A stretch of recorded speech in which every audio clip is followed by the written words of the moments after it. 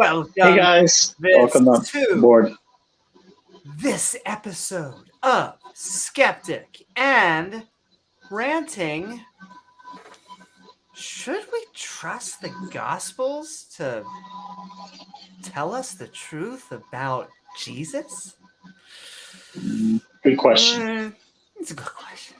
Where tonight we are watching a video called Why Should We Trust the Gospels to Tell Us the Truth About Jesus by Cliffe, Knechtle of Give Me an Answer Ministries. So why don't you join James W., myself, Amy Newman, and our special guest host, Pat Lowinger, and Gizmo, of course. All kitties and puppies welcome for a fun time with some supposedly good news.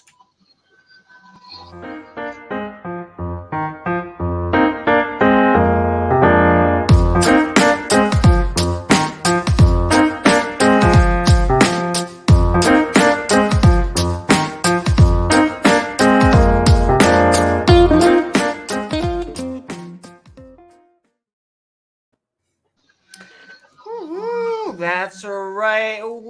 Hey guys, Mark. Up, everybody? Materialization. Brain bug out there. Woo-hoo. That's right. God equals square root of -1. That's right. What is up? God equals square root of -1. And everyone out there on the interwebs. In fact, if you've recently got your booster vaccine, now is the time to activate your New World Order 5G chip. Boop, boop, boop. Your lizard transformation will take place in approximately 30 seconds. Listen, it takes a lot of green foundation. I don't know why you'd use more green to hide the green, but somehow it just counteracts it. It's like homeopathic makeup. It is. It's stuff you can only get from the New World Order. Yeah. But you have to be part lizard to get it. Part lizard. I wish I could do a good Joker. Little tongue out. But yes. Can you lick your eyes? Come on, show us you licking your eyes. Is that what lizards do? I guess I don't think. Yeah. I think there's a different website where you could find me attempt that trick. Anyway, if you're feeling fancy, don't forget to like, follow, or subscribe. Oh my. Because then you get access to that bell icon to be hit to all so you can get premieres like our recent interview with Cindy Lincoln, the ex-wife of Kent Hovind, as she ran Dinosaur Adventureland and escaped, and our live streams like Escape from DL. Ooh, I mean, they hate it when the creationist religious believers, the C word, that whole culty McCulderson, and yet, there are some organizations that have charismatic leaders that, they just, they look a little Kool-Aid-ish. Is this sugar? Tastes a little bitter. It'll be fun. Is that a mural to Kent Hovind? I know. No. Only people like King Jong-un do that. Anyway, we are a skeptic channel, including the 3 schmucks that you see before you. Got 3 on deck tonight. That's right, the rule of 3. However, after the opposing view in which we see the other side, we will be opening up the floodgates, or rather the open mic. So atheist, theist, liberal and conservative, come as you are. Just not on the flags, not on the sheets. Oh my God. Bad aim. Bad aim. Nonetheless, well, I mean, I've been waiting for a second coming for a while we're on topic. They keep on saying any day now. Any day. Any day now. Whew. I gotta be like, at that point, honey, he not coming back. You need to He's just not coming pack back. up that love letter. I know he wrote you sweet. I guess they call it poetry or psalms or whatever. Yeah, and not happening. Dragons with 10 heads and 15 horns and Exactly. statues. Yeah. But At my age, a second coming requires heavy hydration beforehand. Oh, let me tell you, Pat, I couldn't agree with you more. Sometimes When I was younger, now I'm a little old man. yeah, especially if you got to get to the second coming. I would understand, just sacrificing yourself to a deity the first time, but it works up a sweat. And so after enough panting and sweating and just all of your innards going everywhere, you gotta hydrate. It's a good message, I like to think. And electrolytes. It's what Just tap that rock, but not twice. Praise. Exactly. Just don't tap a rock twice, because apparently God will kill you. It's not a fedora atheist moment. It really is in the Bible, because reasons. Glory to God. And actually, the answer, the apologetic, is always something like, well, were they supposed to do that? Well, they ate the apple. I mean, were they supposed to eat the apple? Yeah, but, when you tell your kid not to eat the apple, generally you don't throw him out of the house as a toddler. I don't know. It's these little rules of family values that I just can't seem to understand in the Abrahamic tradition. Sounds like it might be mythology. Pat, how dare you say something so sane and rational? Yeah, They hate that It word makes so too. much sense, though. I Just so logical. Yeah, Pandora having been given a jar that contained all of the good and bad in the world, and opening it—that's a myth. But some naked chick eating an apple—that's reality. Well, but Pat, she was convinced by a talking snake with legs. Once you add that part in there, it all makes sense, right? Right. Yeah. I'm sorry. I withdraw my objection. Yeah, he didn't a know you were going to talking use the vegetarian snake with legs, because we all know that no animals ate meat of any kind back then, so they all had to eat fruits and vegetables. So there you go. It's true. And for some reason, it's the flood that did that, right? It wasn't even the Noah thing. After the flood, God said, okay, you can eat what you want to eat. Which, once again, doesn't make any sense to me. Like, I would have thought that would have came from the fall of mankind, not from, like... It made things a lot less cantankerous on Noah's Ark with the animals not having to eat each other. Then as soon as that was over, okay, now you can eat each other. Oh, it's got the apologetic baked in. Okay, that's why the lion wasn't eating the zebra. Gotcha. Yeah. They threw the lion some hay, and he devoured the hay, and he was fine with it. It makes sense. Yeah. But yes, this housekeeping sponsored by our Patreons at patreon.com/Amy Newman, which helps us make even more fun content, including awesome Patreons like the fantastic KO Champ, fully included. Because it seems to trigger the Abrahamic religions. Though we do have to do episodes about paganism, I will say. We have, as well as do interesting episodes on Satanism. I was just putting together a couple videos to take that on practitioners of occult ritual magic. Yeah, I mean, hey, but we're also sending love to Oz from the Atheist Round Table and Tankayo. And, are you looking for better conversations? Are you looking for a better non-believer community, well, you better get your butt to Tart Out Live for the better event. Woo! Bam. Although I believe that site is down right now, but I'm sure it will be back up very shortly. And also, just because it reminds me, I mean, Oz would definitely have an opinion on this subject, and it would be hashtag Jesus is a myth. Yeah. I could go either way, because I just don't believe messiahs. Doesn't matter if they were real. I know, generally speaking, as far as I know, most historical figures, that Muhammad was a flesh and blood human being. Nonetheless, I don't think he was a prophet of God. So doesn't really matter to me whether they existed or not if, didn't exist. So I agree. I agree with Oz. I agree with you. Is it Bart Ehrman's position? I'm not sure what Pat's position is. That it may be a amalgamation. Yeah, I think that's what Pat goes. He calls it. What do you call it, Pat? Chimeras or? I call it a chimeral. Yeah. Chimeral. It makes a lot of sense to me.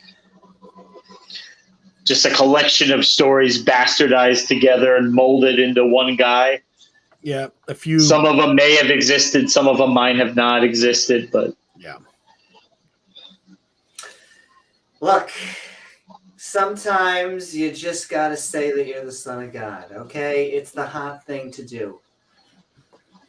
But we are sending love to Ian Davenport. Ian, he's in chat. Hey, Ian. Ian, what is up? This is 2 scale, Ian.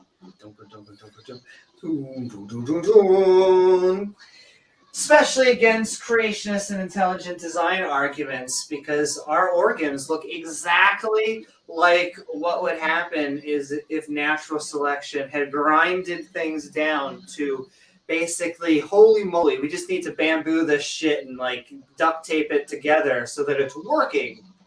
Not that whether it's pristine. It doesn't matter if we choke while we're drinking because you were able to breathe. It worked. So, but biblically speaking, Amy, your evolution does not invalidate the God of Genesis.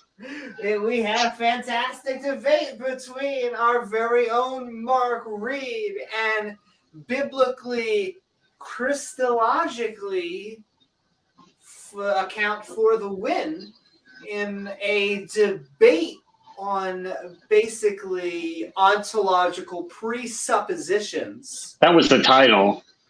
A fancy way of saying, do we have to presuppose things to function in our world? A fantastic debate on Debate Me Brah. Go check it out. Biblically, though? Biblically speaking. Yes, of course. And when we hear, I want to say creationist, even though we love no matter what flavor. Biblical literalists. Literalists, the presuppositionalists, who I'm not even sure what they are because they won't talk about their religious beliefs. Hey, Dale. Woo-hoo. But it makes a grumpy and all of us kind of go bleep, bleep, bleep, bleep, bleep, bleep, bleep, because sometimes you might have to go off camera just to maintain some level of decorum. Look, sometimes you gotta do what you gotta do. And we are sending love to 3 princesses in 1. Diana Smith! Thank you, Diana. And reminding us, because the Bible and a lot of religious traditions sometimes forget that women are what's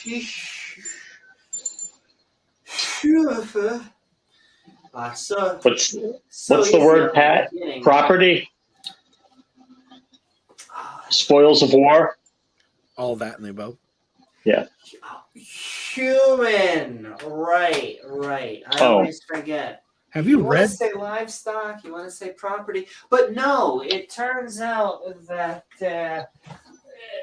even though some books may have you think otherwise, male and female are equal. Thank you, Bible, and not property. Thanks, oh, God. My Lord. I like how it had all those room for commandments. Everyone loves lists. I mean, who doesn't? You got a top 10, but it's like, do not own others as property. And God was cameoing as David Letterman. Couldn't have do not rape. All of these things you could have just had, just nilly-willy on there. But, you know, he's got to have, like, the small genital demands. Yes, what you were saying, exactly. Worship me, keep my holidays, keep my Sabbaths, make sacrifices to me. And make sure you don't let anybody with a deformed testicle even come near my temple. They can't even look at it. Once again, they have to be fully intact. It sounds like a tip your fedora thing. James, what are you even talking about? Testicles? What?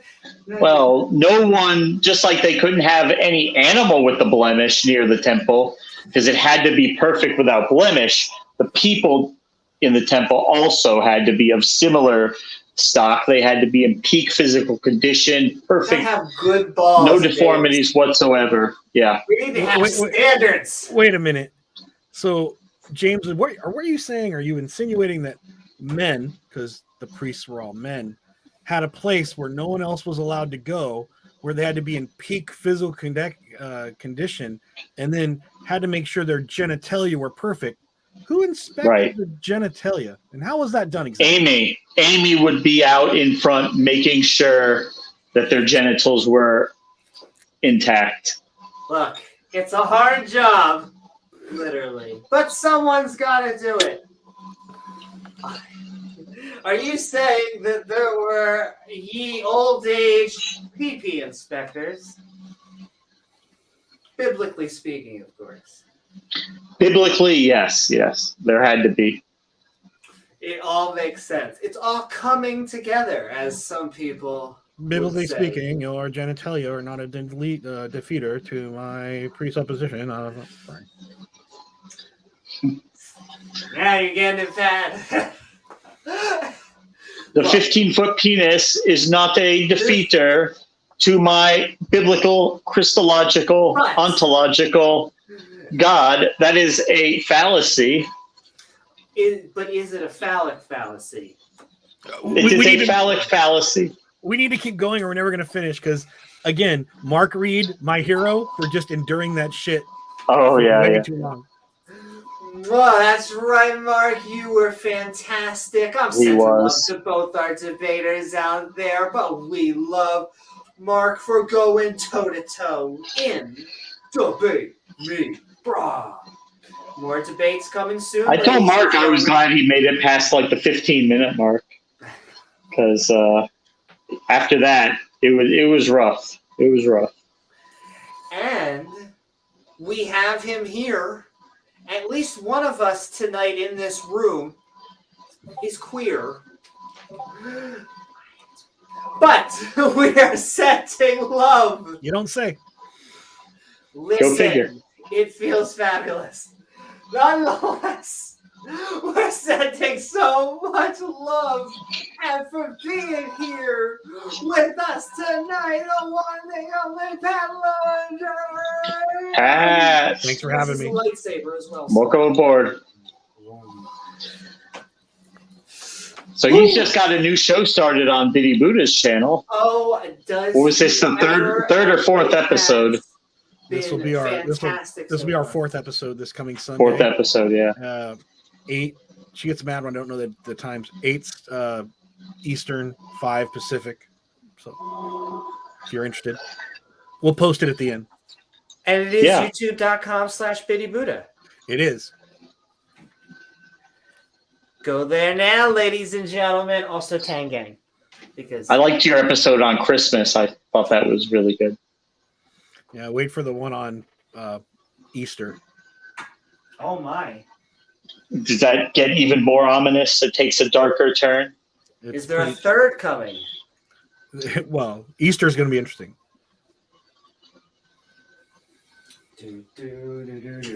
And Dale Pastel. And who is in chat right now? What's up, Dale? Hey, Dale. Well, we're just looking for a little bit of empirical evidence. Not a lot of bit of empirical evidence. Though Maybe we'll get that today. I know. I think Cliffe's going to bring it. Hard hitting. I think we're going to all be Christians by the end of this video. I can feel it. In whatever. It's going to prove the Gospels are true.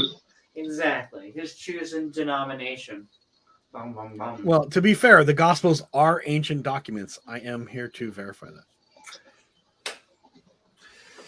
Hey, of that, I couldn't agree more. It's just whether, I'm just a little jelly. I'm a little jealous of the fact that all of these cool miracle claims seem to have been happening in the Old and New Testament, and just the closer that we get to modern time periods, the further away we get away from the events, the less accurate the reports, the more of the hearsay, the more of the claims get considerably more modest.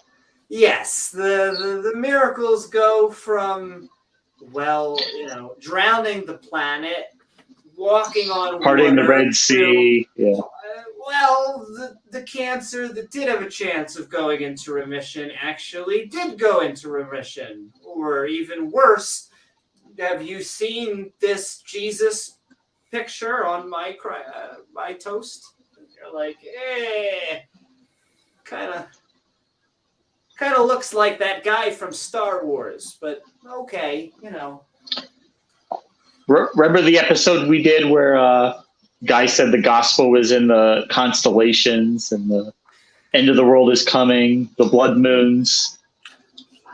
It's got to be scary. Yeah, blood moons. The world's been happening for a while, apparently. We keep on waiting for it. But once again, Dale Pastel. Any day now, Newman. Any day now. Evidence, I know. Any day. So tomorrow will be the day. Tomorrow. And then it'll be too late. Yeah. So the end of the world, I'm reminded of this often. The end of the world is almost never the actual end of the world. It's always just the end of human civilization. It's almost always better for the world. Not to get totally hippy-dippy on people, but we should want to save the planet because it's the right thing to do, sure. But, we should also kind of want to do it because it turns out there's only one of these that we know of that has life. And so Dave Gar would like to remind us. Who cares if the sea levels rise 20 feet? Jesus will come back and save us all. It won't matter. And what pisses me off about stuff like that is that when you make science political, it just gets so friggin' frustrating. It reminds me, and I think the movie was an allegory for global warming. I think it was Don't Look Up. I think it was the movie it just recently where basically a comet is going to fall on Earth.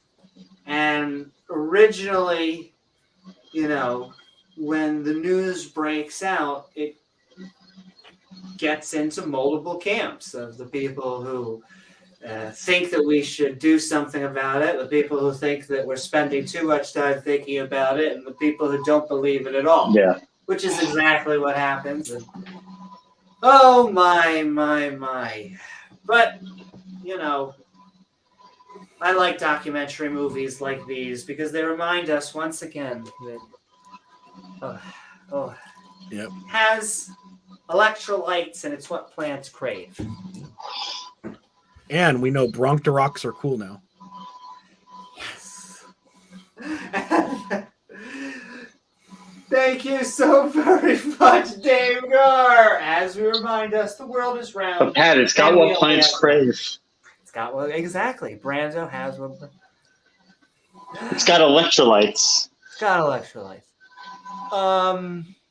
And also the lead hyena of the pack, the one, the only, and reminding us that, you know, we don't have dominion over animals. Another fantastic religious viewpoint that often. Scott Duke! Woo! Thank you, Scott. Oh, I can't help it. There's a lot on my mind when it comes to, you know, the religious outlook, especially. They package it as the Jado-Christian thing, which is a politically correct nonsense word. But, you know, packaged with that is we hold dominion over other animals. They were actually created for us, as if there's like keep us company. Astral Walmart with like you know, some dudes just growing chickens in the back and throwing them down to us. Well, God didn't want to take care of them all, so He made us take care of them for Him. Yeah.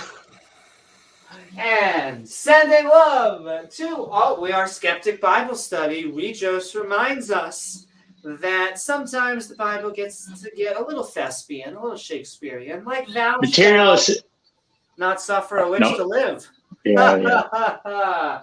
Oh, a lot of women are going to material stand. It's what they use to make Brondo.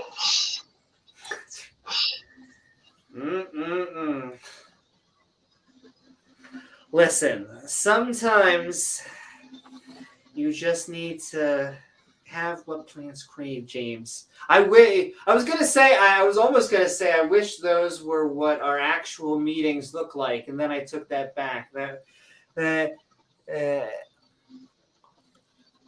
But sensing love. Oh, it's funny just thinking about the date. It is today's date. Yeah. The 5th became the 6th, James, right? It isn't the 5th anymore. In Pat's time zone, it is.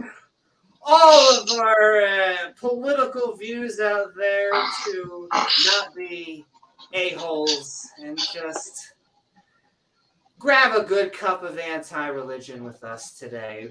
I know there are two subjects. Drink the Kool-Aid. Talk about at Thanksgiving, but what can I say? It turns out that for the rest of time, there's going to unfortunately continue to be people having opinions. And as Charlie Day would say, politics, I'm against it. But when it comes to religion, well, that's actually has a chance of being reduced. Actually has a chance of, I don't know about going away, but minimizing its effects, and especially the bad parts of it. The amount of people each year that will go, oh my God, I love my LGBTQ sisters. I mean, sure, it's like, you should probably like throw a rock at them over here and kind of throw them out over there, and then, well, my daughter's getting sold over here. But you know what? That's the Old Testament, and it doesn't really matter that Jesus kind of confirms that thing over there and this thing. Well, over here, because, hey, over here, he says to love everybody. So that'll also increase. But Amy, he helped his disciples catch a lot of fish. They were out there and they couldn't catch anything. And he told them how to catch it, and they caught a fuck ton of fish. What more evidence do you want? Honestly, that is one of those miracles that I want to see happen. Some I feel like would be easy VFX. Walking on water, I could do that shit. That is some easy Turning water into wine. Okay, some color correction and a mask. We can get all that done. But making fish just go like pew, pew, pew, pew, pew. I want to see how that happens. Because there is no the feeding of the fish, the feeding of the crowd, with the few fish, copying and pasting the fish. We got 1 fish, 2 fish, 3 fish, 4 fish. Woo! Gefilte fish over here. We got you. Oh, you can have all the gefilte fishing. Would be great. But yes, last but certainly not least, Rachel.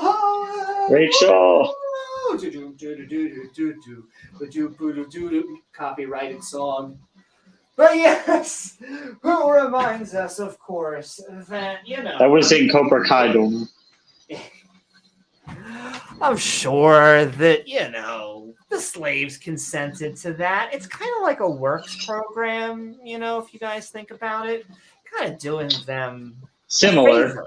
Exactly. It's nothing like the transatlantic slave trade, of which they use the Bible for inspiration. But it's nothing like that. Okay, a little bit but like hey, that. But besides that. At least they taught the slaves Christianity, Amy. I mean, that's kind of true. They could have left them in Africa, but then they would die and go to hell. So, I mean, it kind of sucks to kidnap them and transport them across the ocean where a good chunk of them died and then force them to work in a foreign land. But at least they got to hear the gospel. And they got to hear the good news. The good news. The good news is this life doesn't matter. Just get out in the fields, work your butt off for your master, and God will make sure you get everything you've got coming to you in heaven. Don't worry about it. You might have a career in apologetics, James. I mean, yeah, I could. That's right. Got to sell that invisible product. And all right, we are going to be moving into our little funsy statements before we hear the other side. Gizmo will be making his first. Gizmos and kitties are always welcome. But before we go into tonight's video, should we trust the Gospels to tell us the truth about Jesus as a window into a worldview of what first century Jews thought of when trying to form a new religion? Sure.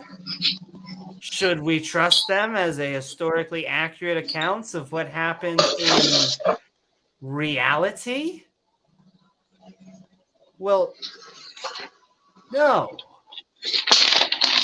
Or at least we should be highly skeptical. The 4 Gospels that are now canon to Christian mythology came about, as said, from the 1st century, when messiahs were all the rage. All 4 of the authors, Matthew, Mark, Luke, and John, who I assume were in a boy band, were names given by the early church because they wrote the texts anonymously, meaning autographs might be hard to come by. Furthermore, these accounts were likely not eyewitness, instead being secondhand tales coming from a time of oral tradition while also mixing in and absorbing beliefs from the regions around them. It's like a cell phone pitch, but for a modern Bronze Age. Do you like your religious plan? Well, then we got a great deal for you. Whether you're a Gentile or a Jew, why not try Christ or the Torah? Part 2. However, when it comes to actually looking into these claims, should we trust the Gospels to tell us the truth about Jesus? Well, the stories themselves don't match up. Each one has discrepancies that you would expect from some frat boys who had a little bit too much mitzvah wine. Goes right to the head. Scholarly, they offer a better view into a group of religious people and what they thought about of the time. And to no one's surprise, they had little more empirical evidence for their beliefs than what most theists do today. Thank you. And all right, with that, James, how are you tonight? Are you ready to hear some good news? That's the good news. If that's the good news, I'd hate to hear what the bad news is, man. But yeah, that was a good summation of what we're looking at here. And I think a lot of Christians, I know, at least when I was a Christian, I didn't really spend a lot of time thinking about, you kind of just take the New Testament, the Bible, you kind of just take it for granted. You really don't get under the hood and look at what it's composed of.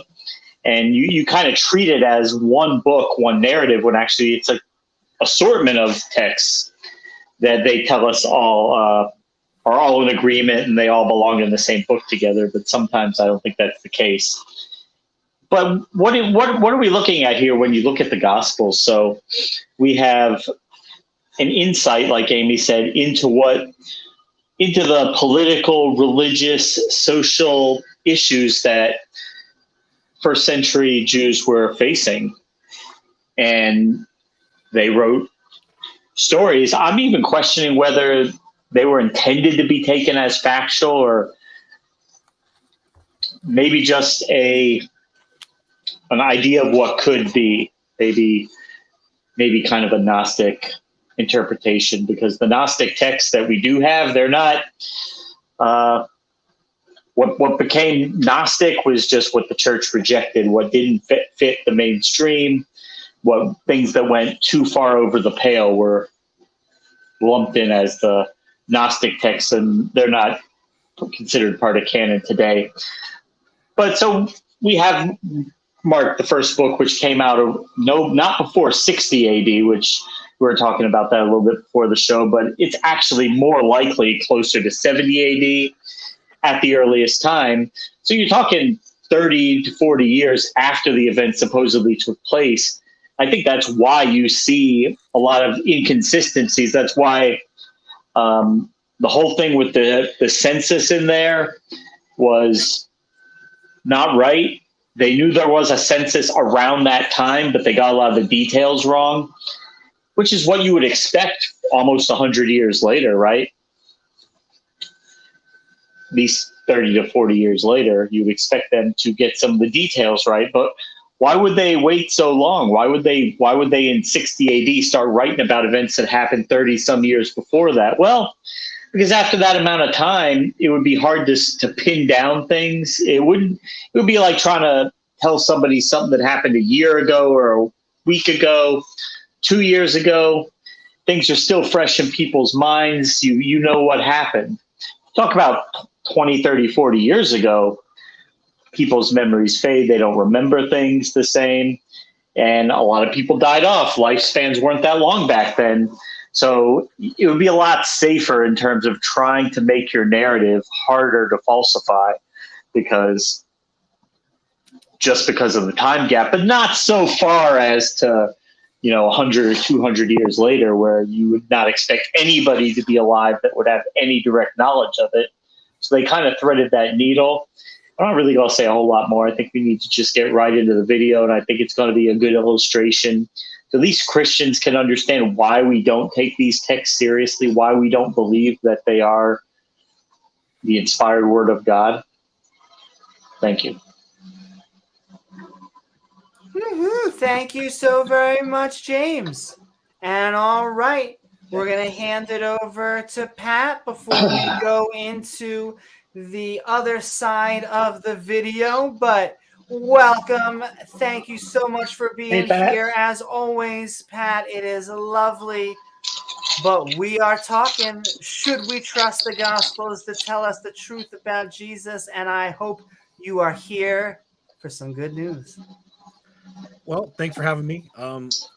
As far as trusting it for historical accuracy, the Gospels are problematic, but you've pretty much covered everything else as far as they're important for those that study the early Christian movement and other historical aspects. So let's just go ahead and get started.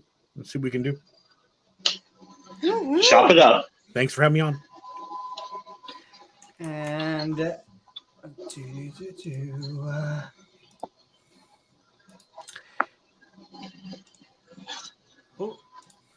and while I'm thanks, Grumpy.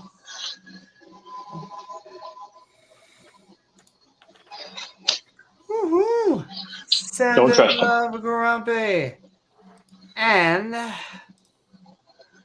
with that, we are now going to hear from the other side, or rather, a video by Cliffe Knechtle of Give Me an Answer Ministries. Give Me a Break Ministries. Give me a break. Give me a break. Called Why Should We Trust the Gospels to Tell Us the Truth About Jesus? And during the show, feel free to tag James W., Pat, or myself at Amy Newman in chat with your thoughts, comments, or, of course, one-liners so that we can read them on screen. And we will be moving into the open mic after the opposite viewpoint is done. With that, ladies and gentlemen, let's have some fun. Don't forget to tip your waitress. That's right. Let's see if Cliffe can give us some reasons on why we should trust the Gospels to tell us the truth about Jesus Christ. Book. Oh, okay, good. Remember, this is a book. Oh, okay, good. There's a lot of time that passed. 2,000 years have passed. Right. What if something's been changed? Who's to say? Great question. See, that's the type of question you got to ask. Why should we trust the Gospels to give us accurate information about Jesus?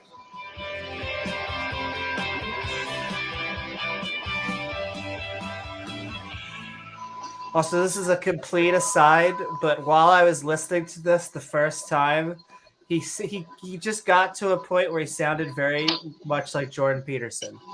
Like his voice, I know that is completely irreverent, but just notice.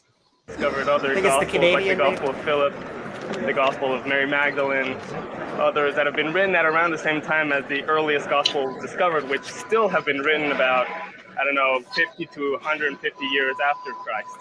So how could you be sure that these are actual eyewitness testimonies, even if they weren't even written in the language of Jesus? Okay, good question.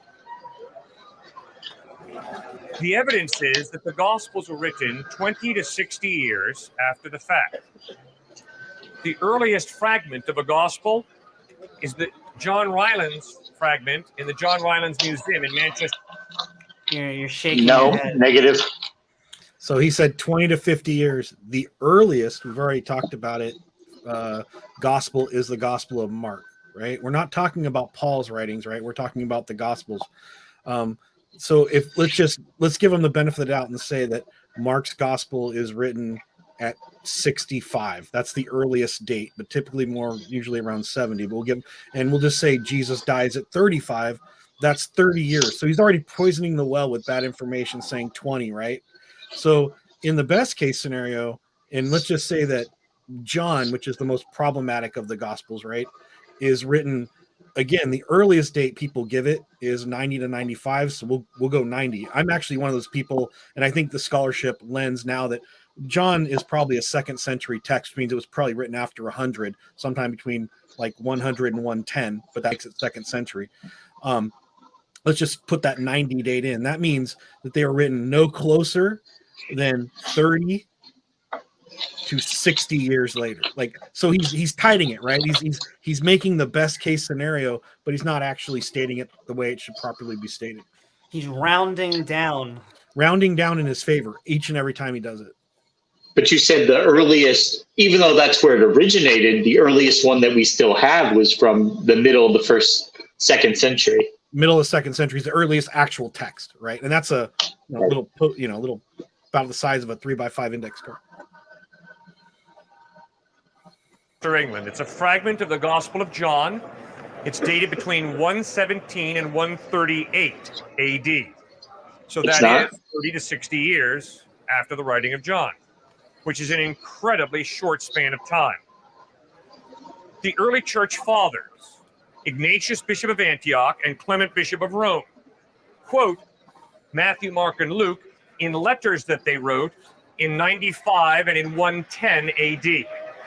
So that is why I am convinced the evidence is the Gospels were written not 150 years after the fact. They were written in the 1st century, and obviously.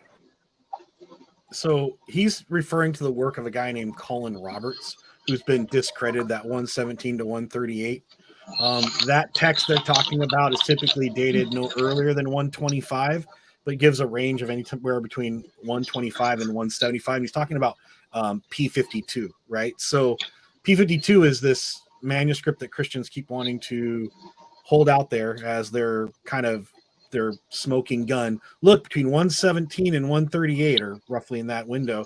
But even then, they're citing one guy who the majority of scholars have gone against and dated it this fragment later, right? So the one guy he's relying on, even though he puts it in 117, still makes it 2nd century, and it means that even if he's right, we lost Amy. She'll be right back. Right, even if he's right, let's just say 120, so Pat can do the math easy. It's 30 years from the earliest. We said the earliest possible date we can get for John is 90. The earliest surviving copy we have is 120, roughly. So that's still 30 years. So how many copies were made between 90 and 120? And ultimately, no one actually agrees with that. But that's the best case scenario he's trying to sell as this is why we can trust it. Well, you mean taking the earliest date and assuming no textual corruption for 30 years to the earliest date that no one accepts, but you're going to put forward. It's problematic. Again, manuscript transmission is an interesting, area of study, and this is why this is such an important thing to discuss. But he does this throughout the video anyway, so I'm going to stop commenting on as much and kind of save some of it to the end. What about where he says that the early church fathers were quoting the text, so they must have been therefore in circulation at the time? That's an argument, but there's a lot of phraseology that may have been going around as well. I always posit this question because I never asked it when I was a believer, and I didn't until I started, becoming an historian. We always assume that, well, if a church father quoted it in the early 2nd century, that's why it's in, that's why it's obviously coming from a gospel. But what if, and several scholars have raised this, what if the church fathers are being quoted into the scripture? What if someone at 105 says, and Jesus said this, then someone goes, that's a really important thing to add back in, because the first time we have it quoted is someone who supposedly said it.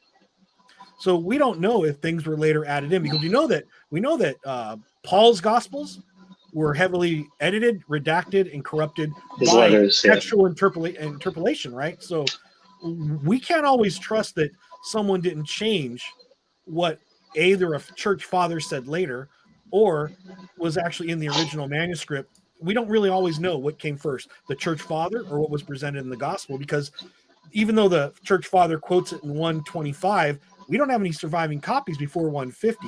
We're assuming that goes back to the original manufacturing of the text or scribal tradition of the text, but there's no way to prove that. So again, you can't assume all this. But again, apologists go, well, we have a a copy of this text of Matthew from 250.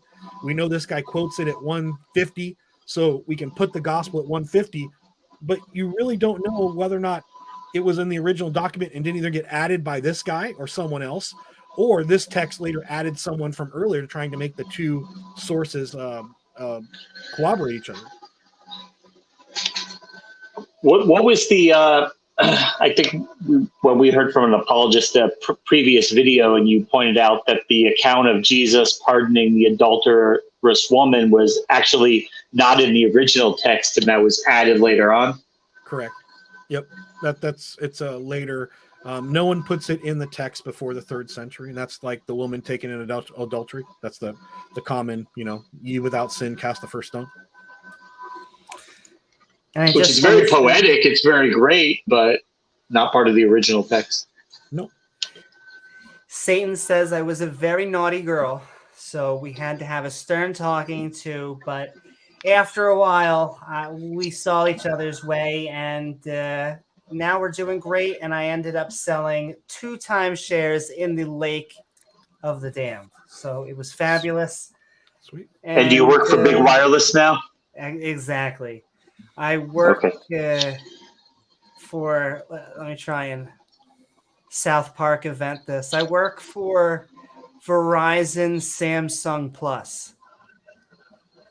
But yes, with that, and what is up, Robert? I want to send you all a very lovely hello and howdy as we watch Cliffe try to explain to us why we should trust the Gospels to tell us the truth about Jesus. I did get summoned by Satan there for a second, but the fun has just begun. And I will say a lot of these questions from these students are fantastic. So I very much enjoyed this, and we're going right back into it. Yeah, it was a good one. 10 AD. So that is why I am convinced, the evidence is, the Gospels were written not 150 years after the fact.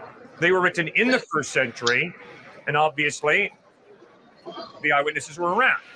And how can you be even certain that even if they were written earlier, right? And back then they didn't have the translations we have, right? Or even the way of transmitting information. We didn't have like the printing press. They had to transmit everything by hand. People had to copy them. Yes. At that time, people weren't that literate as we are today. Correct. So the translation, even with Aramaic, which is the language Jesus would have spoken, all the letters, all the Gospels written are in either Greek or Coptic, which are either the Egyptian language or the Greek language, which were the more popular ones at the time. So how can you be sure? Why isn't there anything written in Aramaic about Jesus? Why isn't there any historical account for these Greek things that spread out that way more so than the other, for example? You bet. Because Greek was the common trade language of that day. Undoubtedly, many Jews. Also, Pat, can you do me a favor? Just the next few claims that are going to come out of his mouth, it's going to sound very much like this, and maybe I misheard it, but it's going to sound like, no. It definitely wasn't translated. It's just that it came from Latin. It went from Greek to Latin to English. Or he's basically going to be like, it wasn't translated. It just went from one language to the other. And you're like... I'm going to wait to comment until he finishes this whole little spiel. Yeah. Spoke Greek because it was the trade language of the day. And so you're right. Matthew, Mark, Luke, and John were probably written in Greek, although there's a small possibility that Matthew was written in Aramaic. That's a possibility that an early church father alludes to. But we're not sure. But we have over 5,200 Greek manuscripts or pieces of manuscript. Not all of them are identical, though. Correct. There are many variants. So how can you be sure that the gospel Loki? or at least the translation, which is the translation of a translation, at least the compilation of the Bible that we have today was written or was actually compiled in the year 360 AD. So that's even more so after the fact than what we know today. All the letters, perhaps there were even more letters. Perhaps letters were fabricated. Perhaps. So how do you know? Why do you take it for... He's making way too much sense here, huh? Specific letters, these, 40-something letters, or books in general with the whole Bible, take it to be the absolute truth, even though it wasn't really, what we have today wasn't really existed until 360 years afterwards. Okay. First point. We don't go from translation to translation to translation to translation. We go from the original Greek to English, the original Greek to Latin, the original Greek to French or Spanish. We have over 5,200 Greek manuscripts, and the New Testament was written in Greek. So we're not going through several different translations. We're going from Greek to English. Second point. That's not always true. I gotta stop here because sometimes they're translating from Latin to English, which was originally written in Greek. He's being disingenuous here. The different codices that are utilized to quote unquote make various translations. They compare the early Latin translations to the existing Greek. And the other thing he's being disingenuous on, when he's talking about Greek manuscripts, there being 2,500, roughly that's about right. But almost all of those, the majority of which are medieval, like 9th century and after. So they're really late in the manuscript record. And so he's being, there's a lot of disingenuous evidence being offered, if you want to call it These that. just copies that were written later on. Right. If I have something that was 800 years written after the first earliest copy, right? And I have 1,000 copies of that. I have 1,000 copies of a really old text. It doesn't mean that it's more reliable because I have 1,000 copies of it. It's typically as we get closer to the document source, right? Now, there is issues with if we have a lot of, it's not a lot, but we have several early copies, then maybe we have 3 or 4 of an early copy that's different from another 1 or 2 of a different copy written around the same time. Then we do comparison on this one seems to be more, at least based on what we have, this one may have been in wider circulation than another one, but you can't do that analysis 1,000 years after the fact when there's been, centuries of a medieval transcription going on.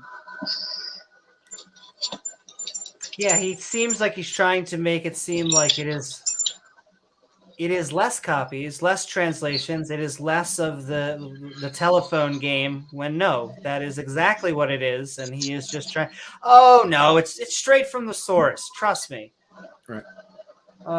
But also, Brian Stevens says, have you seen the Dr. Josh versus Cliffe debate where Dr. Josh explains the errors and Cliffe just disagrees with the experts on these topics, which is my favorite thing about, just generally speaking, creationists versus any topic, biology, physics, chemistry, when they actually try and debate the experts. They're like, no, you can't really explain how a cell could evolve naturally. And they're like, no, there are models out there. And they will argue with the best experts in the world in almost any field that they think disagrees with their chosen deity. Don't know. You're being summoned, Amy. Oh my. Are you telling me that Cliffe is being a naughty boy? He may have to get on his knees and help me find his new Lord and Savior. He can join Gavin under the. I was thinking the same thing. Look, we can have a creationist party down here. I can help you guys out. It'll be fun. Go. What is up, Gurmini? I'm one come on with permission. That's right, baby. It says, tell Pat he's my favorite young Earth creationist. JK. Hey, they often do we have favorite young Earth creationists? I don't know. Like a pet. I will say, my favorite creationist is probably KL372670T. He's just a great guy. He has just been my favorite gravity scientist. And I'm hoping him and whoever chooses him as a boyfriend, I hope they just go along fantastically. But yes, sending love. I see Doorknob Head. I see Leo Felius, Norfolk, everybody in there. We're sending love. Robert, mwah. As we are asking ourselves, should we trust the Gospels to tell us the truth about Jesus, and Cliffe has a lot of views on it. Gospel of Pilate, the Gospel of Peter, the Gospel of Truth, the Gospel of Judas. Bob. Those Gospels were rejected at a fairly early date in the 2nd century because they were based on the philosophy of Gnosticism, which taught the physical is evil, the spiritual is good. Well, that comes right from Plato, the Greek Gnostics. Knowledge is key, the spirit is key, the physical is evil. And obviously, Jesus Christ contradicted that idea. And so does the Bible, because the Bible and Jesus insisted God created your body. It's a beautiful gift, take care of it. And he also created your soul, your spirit, your personality, take care of it. Now, what were the tests that were used to determine whether a New Testament document would be canonized, be part of the 27 New Testament Maybe they books? pick straws. 3 tests. First test, was it written by an apostle or by someone who knew an apostle? Which we don't know who wrote them, so therefore you could never say that. And he's grossly oversimplifying the difference between a canonical and what was considered to be a Gnostic text. And a lot of it just had to do, I think, with, well, these are the writings we've already accepted. So things that blatantly contradict what we've already adopted and labeled as gospel, we have to reject because, well, it contradicts what we've already been using. But if it really didn't conflict with what they were already using and they could just tack it on, throw it on, add it to the canon, why not? But, if they liked it. Well, Gnostics in many ways were a contraposition in Christianity, right? So you wouldn't expect Gnostic texts because there were different Christians of the period who formed this canon don't get to say, well, we formed a canon because we were trying to preserve. Canons actually formed among the Gnostics first. The canonization of the text by what is later going to be known as the Orthodox, but at this time is the Proto-Orthodox in the 3rd century, is a reaction to Gnostic groups who had already started accumulating their own sacred texts. So again, it poisons the well. He's making it sound like, well, this was, Gnostics were Christians too. They just were Christians who believe different shit than what you're believing Christianity to be. He's no true Scotsman. Yep. And what is up, Biddy? Hey, Biddy. Ganyo. Uh-oh, the boss is here. I got to be on my best behavior. Straighten up the tie. But we are just having some fun with Cliffe here, who thinks he has good evidence for why the Gospels are telling the truth about Jesus. Can I ask, Pat, is this a uniquely Christian thing? Is it common, this whole anonymous thing? It seems kind of shady to me. Am I just being biased? Well, the truth is that we the same thing is occurring in the Old Testament too. So it occurred within Judaism. We don't know a lot of who wrote what in the Old Testament. Other sacred texts in the Mediterranean, some of the, again, we look at, the ancient Babylonians, the Assyrians, a lot of their texts are effectively anonymous because we know they were inscribed at a certain point on cuneiform tablets, and they're relating a history or an oral tradition, or then finally putting it, and it may say by the edict of this king or that king, but it doesn't mean the king actually wrote it. It's somebody wrote it, and it was, imperial imprimatur on it. Right. So there's a lot of stuff's anonymous that's attributed to people in the ancient world that may, whether or not, Augustus wrote every inscription that says Augustus on it. We know that's not the case. But, in general form, there were pronouncements and stuff got done pretty much the way the emperor wanted it in some cases. In other cases, it was like a local magistrate making a dedication in the name of Augustus, right? Or emulating something an imperial message. So you got to take each of these pieces of evidence, you take it with, okay, what's its context? Who do we think was the originator of it? How do we think this text originated? And we do that with everything in history, right? No one is running around today claiming, the Aeneid is a sacredly inspired text, but that's how it was offered in the ancient world in many ways, right? This talks about Aeneas, who is, a refugee of the Trojan War, right? Who comes and is a founding member of the Roman state. Again, we can talk about those mythologies, but it was imperial propaganda, because in the Aeneid itself, it talks about a future great leader. He's talking about Augustus, right? So you could go into the Aeneid and go, look, he's talking about the emperor right here, and obviously that's confirmation that Augustus is a divine being. This is all how it's common, the literature, not only of the region but of the time period. So it's not unexpected. I think it also makes it harder to falsify them. Like compare the Gospels to the writings of Paul. We know who claimed to have wrote them, or who the author was claimed to be, but we know that a lot of them really weren't written by Paul, even though he had his name on them. And we can do that because we can exclude him as a potential author by various means, and then you can criticize the text that way. But if it doesn't make a specific claim on who wrote it, it could be anybody, right. You just have to accept it on its face because right. doesn't make a claim. Well, and that's the other issue too, is how we can talk about the Pauline epistles later, but yeah, I think we're staying just the Gospels right now. Yeah. Mm-hmm. And a reminder to keep on tagging James W., Pat, and myself at Amy Newman in chat, and we will read your comment on screen. With the Torah, the Old Testament, and the apostolic oral tradition. And third test, was it all about that oral tradition, Amy? Around the known world, around the Mediterranean, from Rome down to Alexandria, Egypt.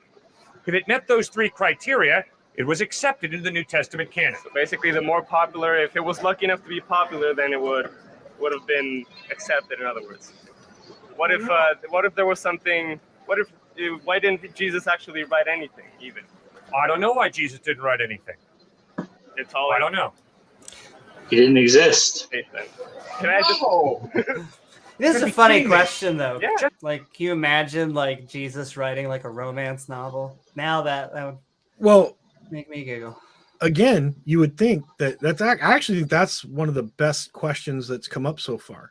Why didn't Jesus write anything down? Because he's got two choices right here. I don't know, which makes he looks kind of like an idiot right here, to be honest with you. His second choice is, because Jesus was illiterate, and now you're saying that but with that claim, the Son of God's illiterate.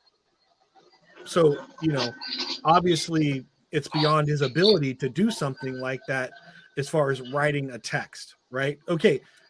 So I actually think that's a really pertinent question, because it really gets to the meat of the issue with textual transmission in antiquity. This is the guy who said these things either didn't or couldn't write them himself, and you got to wonder why. Slightly all-powerful, right? Just because someone doesn't write something doesn't mean it's all faith that I believe he existed. You're taking it on the Bible that it actually existed, even though the Bible claims to be eyewitness accounts, even though they were written. This guy thought it was funny. Several, even if it's decades, it's not an eyewitness account. When you study U.S. history, do you necessarily study the letters of Abraham Lincoln or George Washington? Yeah, I mean, we do. I don't understand this point at all, because this is just a reminder that we compact history. Oh, they hate Amy. No, but this is a really we good lost point Amy again. I love this because, again, Cliffe being Cliffe, he's being dishonest. Damn. He's listening that when you write a paper or a book, you list all your sources. The reason we cite stuff in academic writing is so that you know that where we're getting our information from. And I mean, it's so technical. Like when I quote Latin texts, I mean, I can get through Latin. Greek's harder for me, but when I'm doing Latin translation, I use I actually cite the translations I use because there are preferred and less used translations, right? So again, like you have to note all this stuff down. It looks like, you just wing it. It's okay. Don't worry about it. And I will find that they could market it as the illiterate prophet, because that is what the Muslims do. They basically say he was illiterate, and it's a miracle he wrote anything down. And it's like, but he had people write it down for him. Yeah, but he couldn't read or write. And it's like, but the other people could read or write. He's like, yeah, but he was so dumb. You're calling your prophet dumb and illiterate right now. You know that? They're like, yeah, but he's like amazingly a miracle in the smart and dumb. If you really think about it. Yeah. He was so dumb. The fact that he can get up and dress himself was a miracle. I know. It's very interesting apologetics, but they can take it either way. What is up, Titan? That's right, ladies and gentlemen. Sometimes you need to tighten your anus. Or just say hi to him. Thanks, Titan. Always good. New beer. Pretty happy. Gur says, does Cliffe look like he's head of a prep school to you? Yeah, he's got that. We got the sweater going on, tucking outside. I always find them an interesting team when him and his son are on modern day debate. Speaking of modern day debate, if I could just do a little intermission, DebateCon is coming up the 15th and 16th. And I believe I am going to be there, ladies and gentlemen, live for DebateCon in Texas. So pack your bags or pack them internet bags up so you can come join us at DebateCon on Modern Day Debate. Coming up, ladies and gentlemen, lots of fun. But if you just joined us for tonight, we are watching Why Should We Trust the Gospels to tell us the truth about Jesus. Cliffe is trying to give his best, but I don't think the college students are buying it so far. Do you write or do you read eyewitness testimony of Abraham Lincoln? Yeah, this claim is just so nonsense. Like, sure, we don't always read handwritten notes from George Washington, but we flatten history, and 1800s was not that long ago. Right? It's not 2,000. And nobody's claimed any miracles from George Washington or anything that would violate reason or physics. And even the mythologized stuff we can question, like if he chopped down the cherry tree and never told lies. Widely accepted that wasn't. Or prayed at Valley Forge, which wasn't in like the first 10 or 12 editions of his history, or like it didn't show up till later. And it doesn't change the major events of history. The major beats are still the same and generally not in open conflict in academic circles. Lincoln and George Washington. Well, if I read the Epic of Gilgamesh, I don't really believe the guy actually fought with the dragon. Exactly. Because the literary style of the Epic of Gilgamesh is not historical narrative. That's why I don't accept it either as historical narrative. So the I love Bible, this. as in historical narrative, would be Noah's flood. No. This was made to not be mythology, where the others were made to be mythology. Right. Okay. Right. Was swallowed by a whale. No. That'd be historical Big narrative. fish. No, you don't read about big Jesus fish. next to Noah or Jonah. Instead, you read about Jesus in the Gospels of Matthew, Mark, Luke, and John, written in Greek in the first century by eyewitnesses. And when you read Matthew, Mark, Luke, and John, you'll notice it's not once upon a time in the land of Nod. Like, I feel like you're straw manning positions, trying to unstraw man himself. Or what he just said is that Noah and the flood are mythology. He doesn't realize he Yeah. just said that, but that's what he just said. He's saying, look, you can't compare the Gospels to that because they're pretty straightforward. They're a guy walking around Jerusalem. It's not about magic floods or whales swallowing people. It's nothing crazy like that. Yeah, he doesn't want to defend that here, but he's trying to say these are different documents. But what he did is devalue, quote unquote, the inerrancy and non-mythological nature of both Noah and Jonah.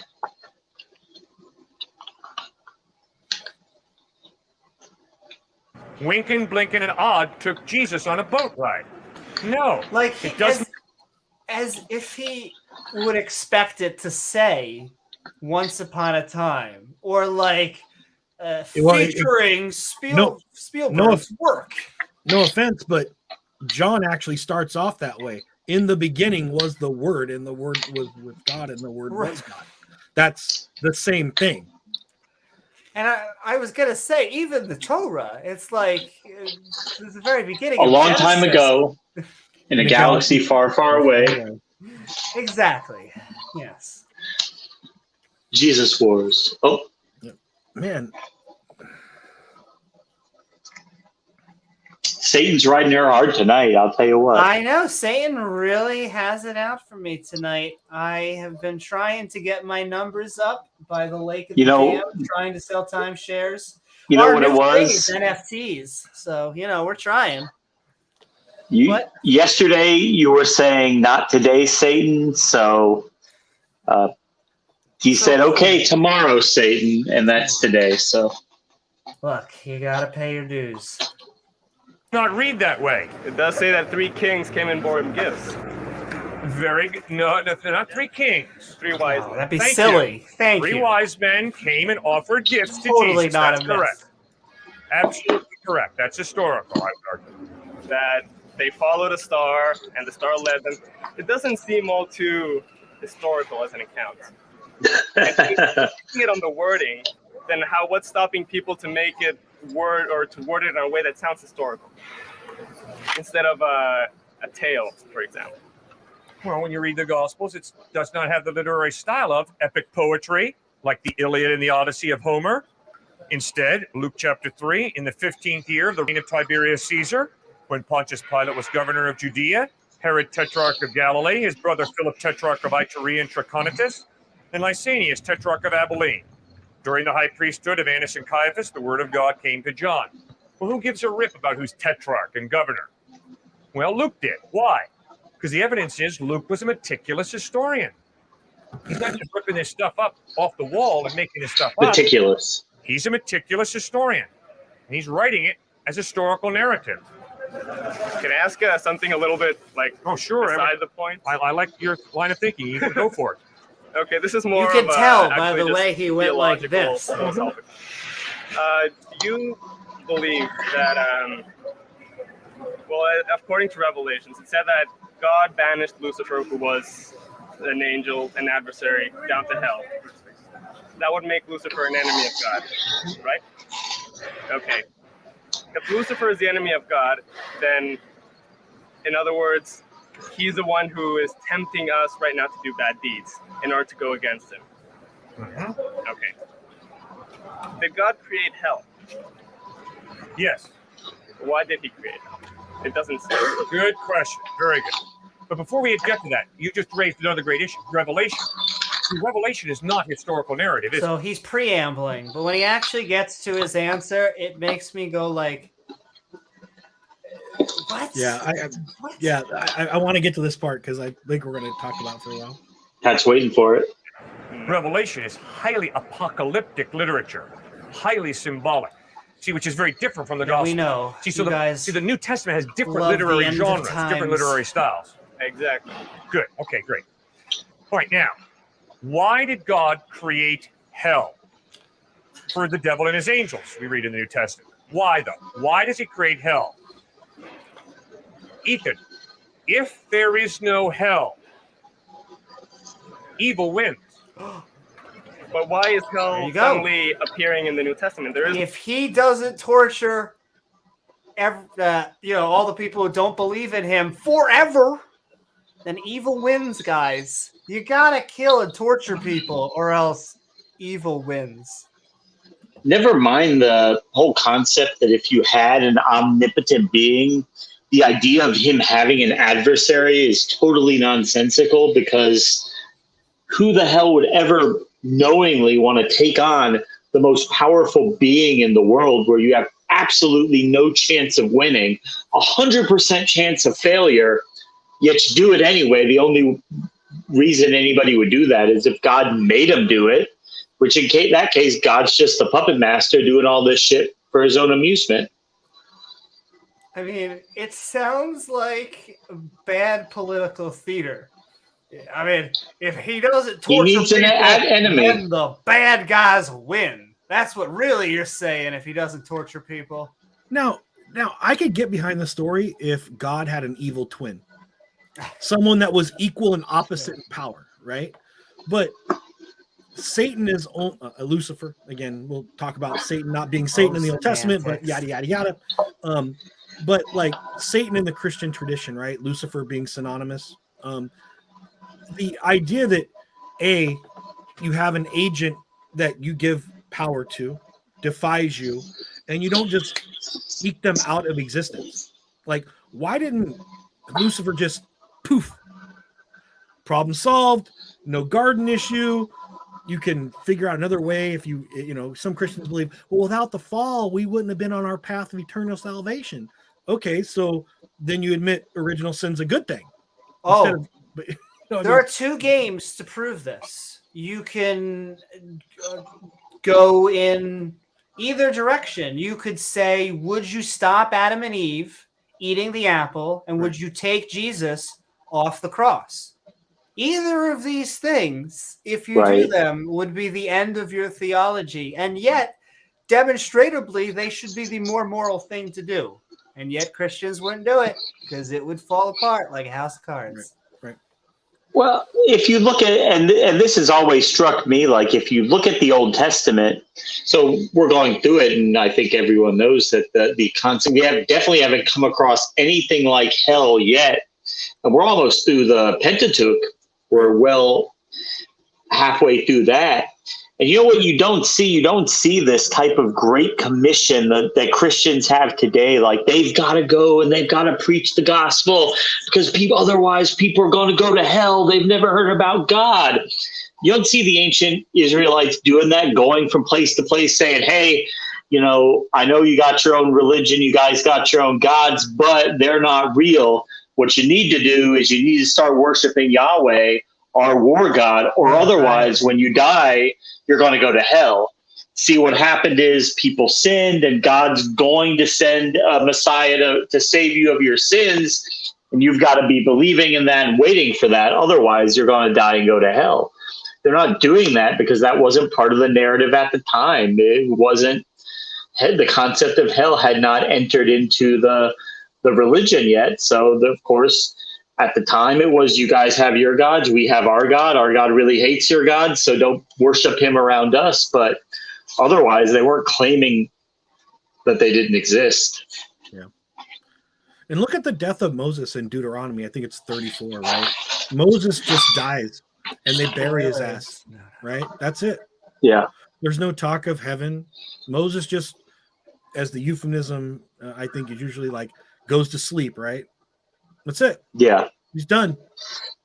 And that's why there are passages in the Old Testament, and Christians get into canon battles over this because the concept of soul sleep comes up. And so you have two different camps. You have one camp that says when you die, you immediately go to heaven or hell to be judged, to be either condemned to hell or glorified in heaven. And the other side is that soul sleep, which is where you just go into a state of your soul is sleeping. It's nowhere conscious. And then at the judgment seat at the end of the world, that's where if you were good, if you believed, you go to heaven. If you go to hell, you go to hell. But that time in between would be in limbo. And they have that because all these verses that were written before even the concept of hell or an afterlife came in imply that the dead are not doing anything. They don't know anything. They're just in the ground. But then later on, once they adopted the afterlife, so it looks like there's two different positions. It's just an evolution of adding the concept of an afterlife, heaven and hell to the religion.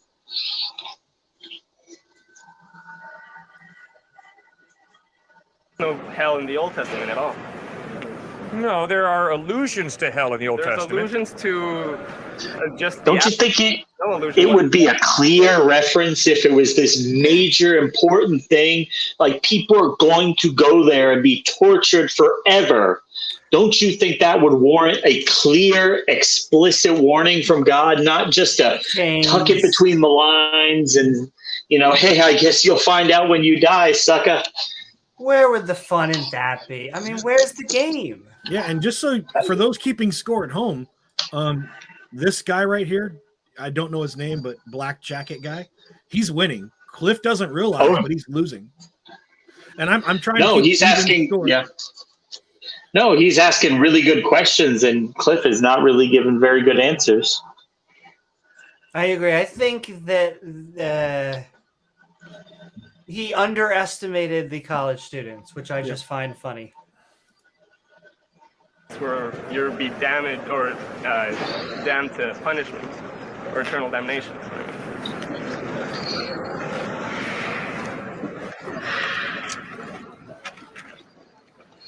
Daniel chapter 12, verse 2. Multitudes who sleep in the dust of death will awake, some to everlasting life, others to so shame and everlasting contempt. Oh, and I just want to say, but that's not hell. Basically, I shouted this out the first time I read it because it's like asking where that whole hell came from. Yeah. Now, that's widely believed to be that it came from Zoroastrianism, who had that dichotomy in their afterlife. Yep, and they basically mixed it in with some Judaism, and voila, you got a whole new religion, baby. And look, we've said it before, the whole concept of God having an enemy doesn't make sense, but it's a much better story. I mean who would want to watch a Superman movie where Superman doesn't have any adversary? He just flies around saving people and everybody's happy. It would be a really boring movie. No one would want to watch it. If God's just God and nobody fucks with him or everything goes perfectly, You watch the Rocky movies, right? This is like Rocky 4, right?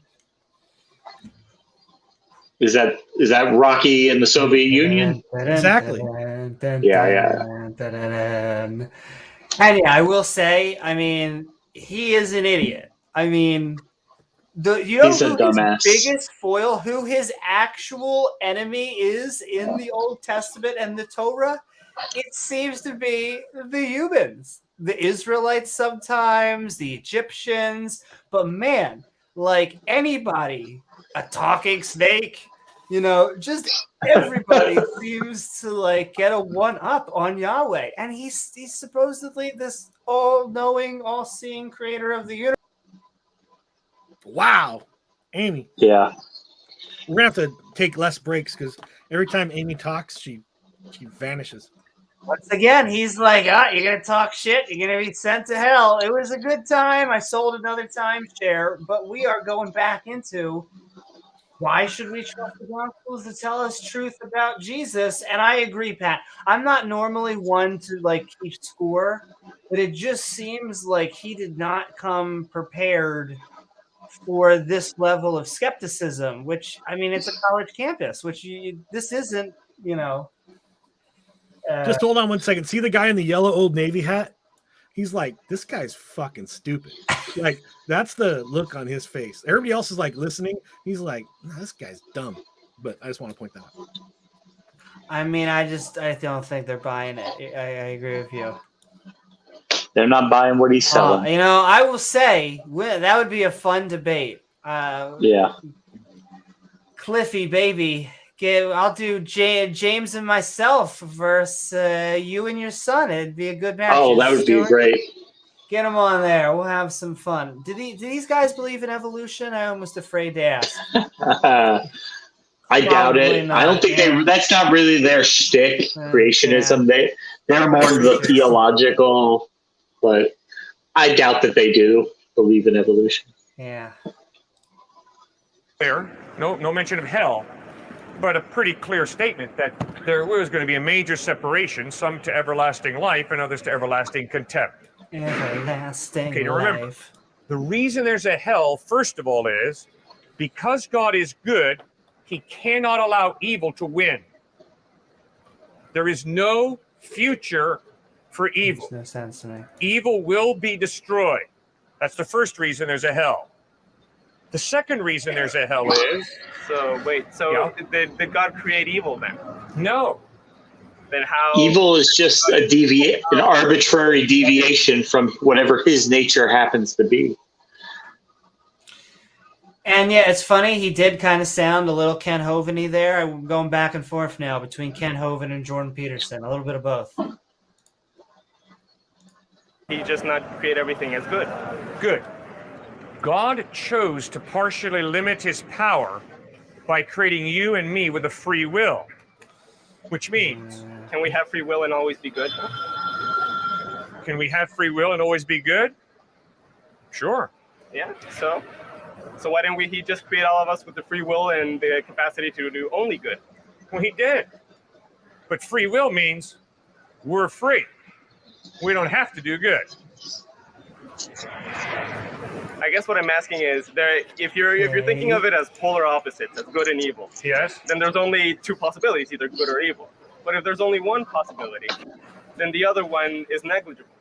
So if God only created good, then evil doesn't exist. Therefore, if he created everything good as it is, then what we do as evil beings isn't necessarily evil under his eyes, unless he states that there is evil, and therefore he did create evil. Well, evil is simply taking a good gift that God gives me and perverting it, using it for the wrong purpose. And the reason I can do that is because I have a free will. Now, the reason free will is so important, Ethan, is because if she ain't free, then what does she mean when she says... Yo, it just sounded like he was about to start throwing lyrics down or something. If she ain't free, she ain't with me.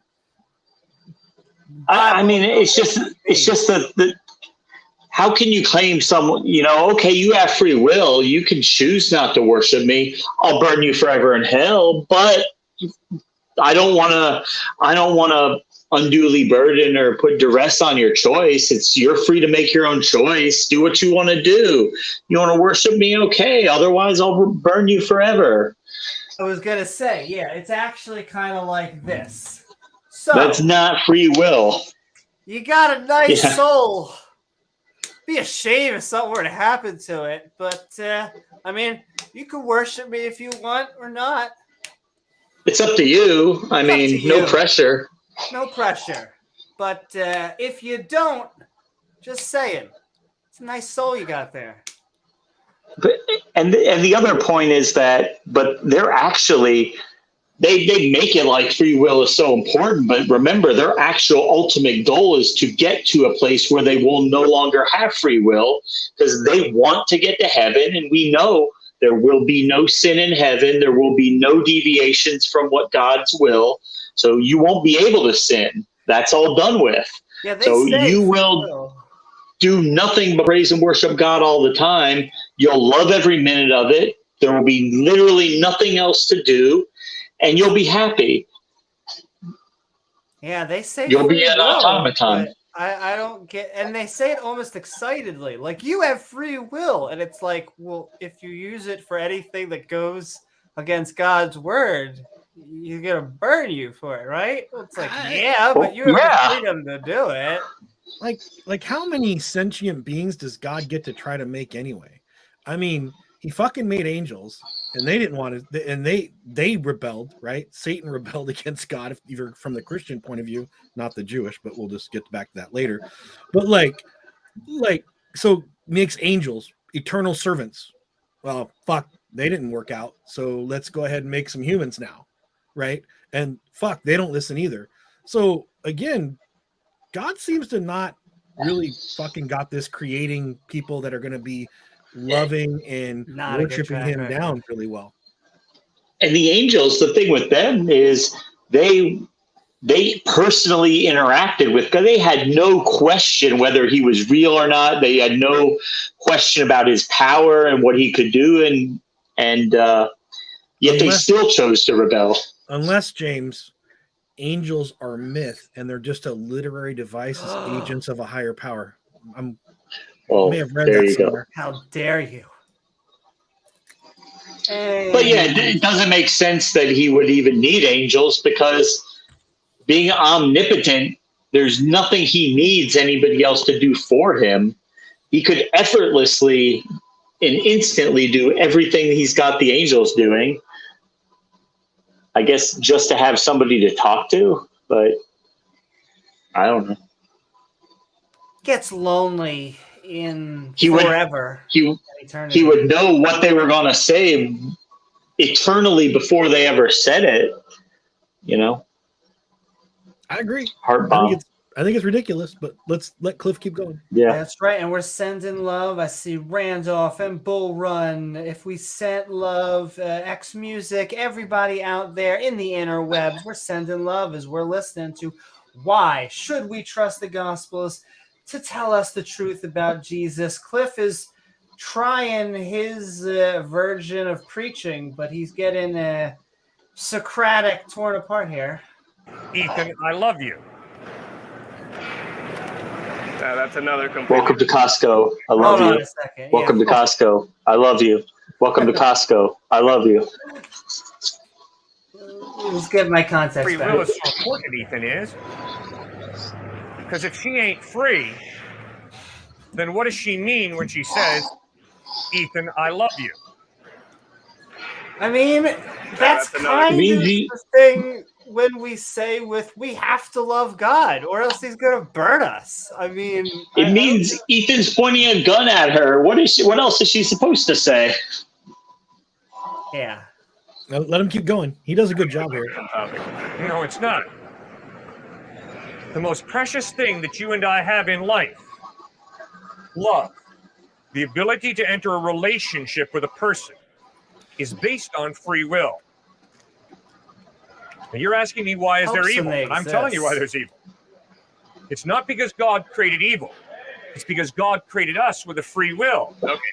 Suppose you're right. So then free will's the bad thing. I don't No, understand. Everything, there is the evil and there is hell. Therefore, God created hell to banish the angels and Satan, right? And to destroy evil. Yes. Okay. Right. But Satan rules hell happily. Am I correct? No, No, not happily. not happily. Then why does he tempt others really upset to about it. evil? If he's one warped dude, Okay, he's committed to evil. fine. He's committed to evil. Therefore, hell is his realm. I'm committed to He's happy evil. perverting the thoughts of others to try to get them toward him. Uh-huh. So if that's the case, then would God want to punish someone who does evil? It's not so much that God wants to, but because God is just, he must punish evil. Okay, so say for example, if I kill someone and not repent for it, Yes? God would send me to hell under the justice, just like hypothetically. Correct. Okay. Therefore, would Lucifer be doing God a favor by tormenting the others who are in hell? Would Lucifer then not be God's friend in that sense? No. God's compatriot. No, Lucifer is not God's friend. Just a co-worker, buddy at work. I think it's also got to be stated that we do not have a photograph of hell. The Bible is incredibly vague Strange, in isn't describing hell. It talks about fire, and it talks about outer Yeah. darkness. I mean, obviously, you can't have both of those going on at the same time, right? And in Matthew chapter 25, Jesus says that hell was prepared for the devil and his demons. And obviously, they don't have physical bodies. So exactly what is hell? I do not know. I do know that Jesus used some of the most horrible human language imaginable. I mean, This is like the first time I've heard him say in my opinion, the skeptic's mantra, which is Yeah, I don't I know. don't- And I don't know what this was when he counted it, but I'm glad he said it. When you don't know something, I mean, you it's can't say that. He also says that the two descriptions he listed don't make sense in reference to each other. Is it darkness and fire? Darkness and fire? And I think what he's doing is like, I love this part of the video because I watched it. This guy just got Cliffe to admit, I really don't know what hell is, but I believe in it. I'm like, Yeah. Okay. All right. Yeah. And he really Can't tell you much about it, but he kind of avoided the question entirely. He's kind of answering more exposition, but it's like, but he created the place, right? Right. And Cliffe's like, yeah, he created the place, but he actually created the place for this group over here. So if what okay. the framework of the argument though, and I wish I'm going to call this guy Dan, right? So Dan in the black jacket made a point like, hey, we don't have in the Old Testament any hell. Cliffe goes, there's an illusion of hell. Yeah, whatever. Talks about people sleeping and waking up, which isn't really hell. Then he talks about hell existing, but I don't know what it is. I just believe in it. And this guy's basically saying, well, Satan does evil because he's evil. The best thing in this scenario to tempt humans would be to make hell a really great place because that's Satan's realm, right? Make hell fucking cool, and people may want to go there. But no, it's bad. Satan just does it because he wants to. Satan has a nature that obviously existed before. When did Satan all of a sudden get this nature of evil? Was it when God created him? Was it at the fall when he chose to exercise his free will to rebel against God? So if he would have had this imperfect nature in order to rebel, then evil was created at the beginning. Like, so God exists, there must be evil. So God coexists with evil. So his whole thing that evil and God can't dwell together fail. But hey, let's not get into the minutia of this shit. Brian Stevens says, I always ask Christians, is heaven really a safe place? There was a war there once. How do we know there won't be a war there again? Would we die again in heaven? Hey. Yeah. He's going to take your free will away, so no one will ever challenge him again. What is the good aspect of free will? Like, it's literally you do what he wants, and if you fail the game, you're going to burn. I don't like. It's a sick game which is why I said I've said before that if you're really a Christian and you really believe it, like probably the most immoral thing you could ever do would be to have kids because you're bringing someone into existence that never asked to be brought into existence. You're just doing that for them. And you're putting this game in front of them and saying, you have to play this game now. You must accept this list of facts here as true.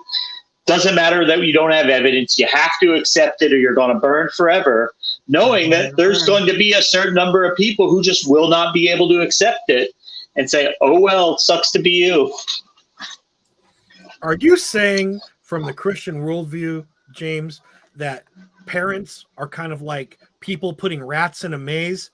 That's their children. And as these rats run through the maze, some of the dead ends have traps in them that lead to their death. Are you saying that that's an immoral analogy to be a parent? It would be immoral if Christianity were true, I think, because all right. Just want to make sure. Because what parent would ever want their kids to be in a situation where eternal damnation was a real possibility, right? I agree, but this isn't my book. Yeah. And Randolph says he recognizes Cliffe in the orange brown shirt because I debated with him once. That's right, baby. On Modern Day Debate, where we have fun discussions and debates. And sending love to Randolph.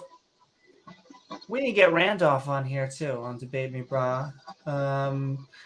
But But yeah, we are having fun with why we should trust the gospels to tell us the truth about Jesus as we watch Cliffe struggle to defend what I assume he thought were his hard thought beliefs. To describe it, I do not want you, Ethan, or anybody else to go to hell. That would be horrendous. No, but then you're also taking that it exists based on what is written, and you don't know it exists. Well, but I have found that Jesus doesn't lie. I've experienced his trustworthiness in my life. Oh, you're using bias in your own life. I haven't experienced it in his life, yet I'm a good person and do good deeds. Well, I'm glad you do good deeds. So do I. But to be honest with you, Ethan, I also do pretty bad deeds at times. Yes, so do I. Almost sounded like a supervillain. But to be honest with you, Ethan, I do pretty bad deeds. That is why I need... I steal my neighbor's Wi-Fi. At times, I am guilty. I am under God's... Wow, we really have gone into Ray Comfort like territory. Have you ever lied?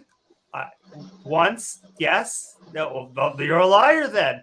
Well, I told the truth once. Does that mean I'm? Have you ever watched pornographic videos like from Meet the Parents? From Meet the Parents, I only watch pornographic videos from Meet the Fockers. Very specific niche category. For the wrong that I've done. That's why I need Christ's death on a cross to forgive me for the wrong that I have done. And why is it? Why? Once again, such a weird claim. I know. Scapegoat. It's just, it's baked into a lot of our culture, unfortunately. It is not a normal thing, or who knows what the word normal means. It's not moral to sacrifice another animal, including a human, to get rid of the misdoings that we and others have done. If you or I or anyone else has punched someone in the face, we need to go up to that person and ask for forgiveness. We do not need to ask Jesus Christ. At least no evidence. So important that a guy who dies on a cross, who forgives you, who claims to be the Son of God, why is that effective? Why is that important? For me, for example, I would find better solace and forgiveness if I transgress somebody in a bad way, if I get forgiveness from them specifically. I guess it's a little bit easy to just ask for forgiveness from some big guy in the sky. It's like, okay, I'm sorry I did this, and not apologize to the person I actually did something wrong to. Oh, if I hurt you, I had better not just ask God for forgiveness. If I'm genuine, I will ask you to forgive me as well. Whoa, but ask you to forgive is that me. biblical? It's the question whether I'm... Is that in the New Testament? Yeah, I think Cliffe that's just his opinion. Cliffe is adding some shit. He pulled out a pen and is writing some margin notes that aren't in the original text because there's no requirement that you actually make amends. There was under the system in Judaism, right? But Jesus replaces that if you're a Christian, right? Forgiveness is solely in the venue of God now. So I can do horrific things to Amy, but the only person that has to actually forgive me is God. Hey. And what's funny, if Amy doesn't forgive me, now she's sinning because you're to forgive those that offend you. So Amy not just being Amy is not forgiving Pat. She gets to go to hell because she didn't forgive me for the bad things I did to her. How awesome is that? I know. What a system. I like Cliffe's system. I wish it worked with taxes. I mean, that does mean that the rapist who asks for forgiveness is going to hell, and the victim who cannot find it within them to forgive them is going to burn. But hey, picky. No, it's like a lady named Mary Baxter. She's one of the ones that claimed God took her to hell, and she's the one who said the UFOs fly into hell and drop the souls off. into hell. And she said she did a narrative. She was walking around hell and she found this lady in a little pit burning. And the lady was like, "Oh, I am so sad. I'm so sorry to be here. What happened was my husband cheated on me and he asked me to forgive him and I refused. I was just so angry with him. I couldn't forgive him. And that was a sin. And that's why I'm here burning, because I should have just forgave him." Should have just forgiven. Should have just forgave him. Yeah. Yeah, but he's giving weak answers. I agree. I feel that these are not strong apologetics. Then again, what is strong apologetics? Genuine in my repentance. So you're absolutely right. Someone was happy. I feel And all right, like we're going to do a split screen. We're coming to the 2/3 mark where they're going to show some more fun. But then we're going to be opening it up to the open mic so you could tell us about all the wisdom we've been experiencing. suffering, like having a child suffer is bad. Okay. The guy who's enslaving the child or doing whatever, Right. he doesn't see it bad. But that doesn't mean that I don't 100% believe that it's bad. We do. It is. Morale is relative. It's like the Nazi has a different set of moral values than I do. That doesn't mean that I'm going to say, you know what, it's your choice. You do what you need to do. No, I absolutely think it's bad, and I absolutely think it needs to be stopped. But in their mind, it is. It's different. So morale is relative. Okay. Live it out. Realize when you work among the dying to help them live, if instead you pulled the plug on them and helped them die, there's no difference ultimately. It's just your choice. Whatever you choose. One's not right, not wrong in any absolute sense. It's just your choice. Okay. All right, let me give you one other example. Maybe this will help, or maybe it won't. Nuremberg trials. Probably not. 1945 to 1949. Brilliant Nazi lawyers. They stand up at the Nuremberg trials and they say, time out. Our Nazi officers who gassed people in Dachau and Auschwitz were simply following orders. They were simply doing what their culture taught them to do. I've been reflecting on a passage. I'm not 100%. I'm leaning in.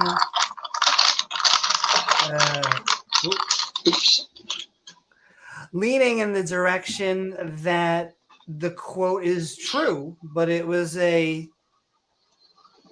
line that was scribbled on the walls in Auschwitz from a survivor with their nail.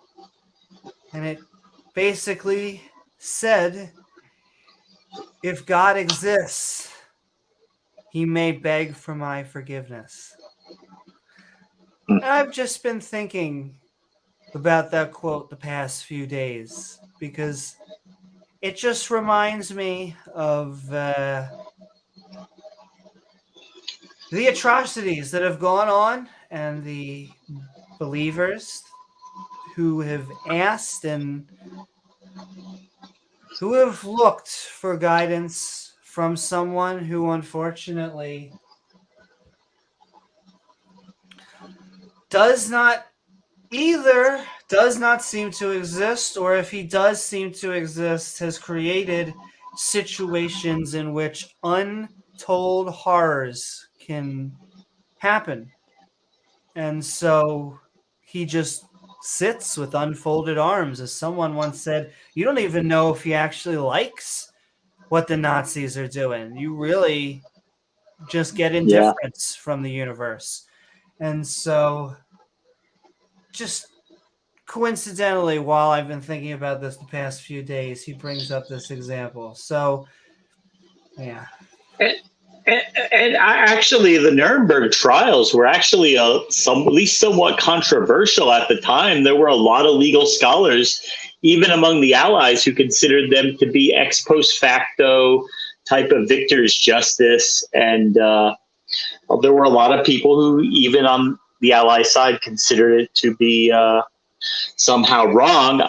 Obviously, that camp has fell into the minority now, and most people, I think, would consider them to be necessary and just. But it wasn't universally agreed to at the time. There was some debate and discussion about it.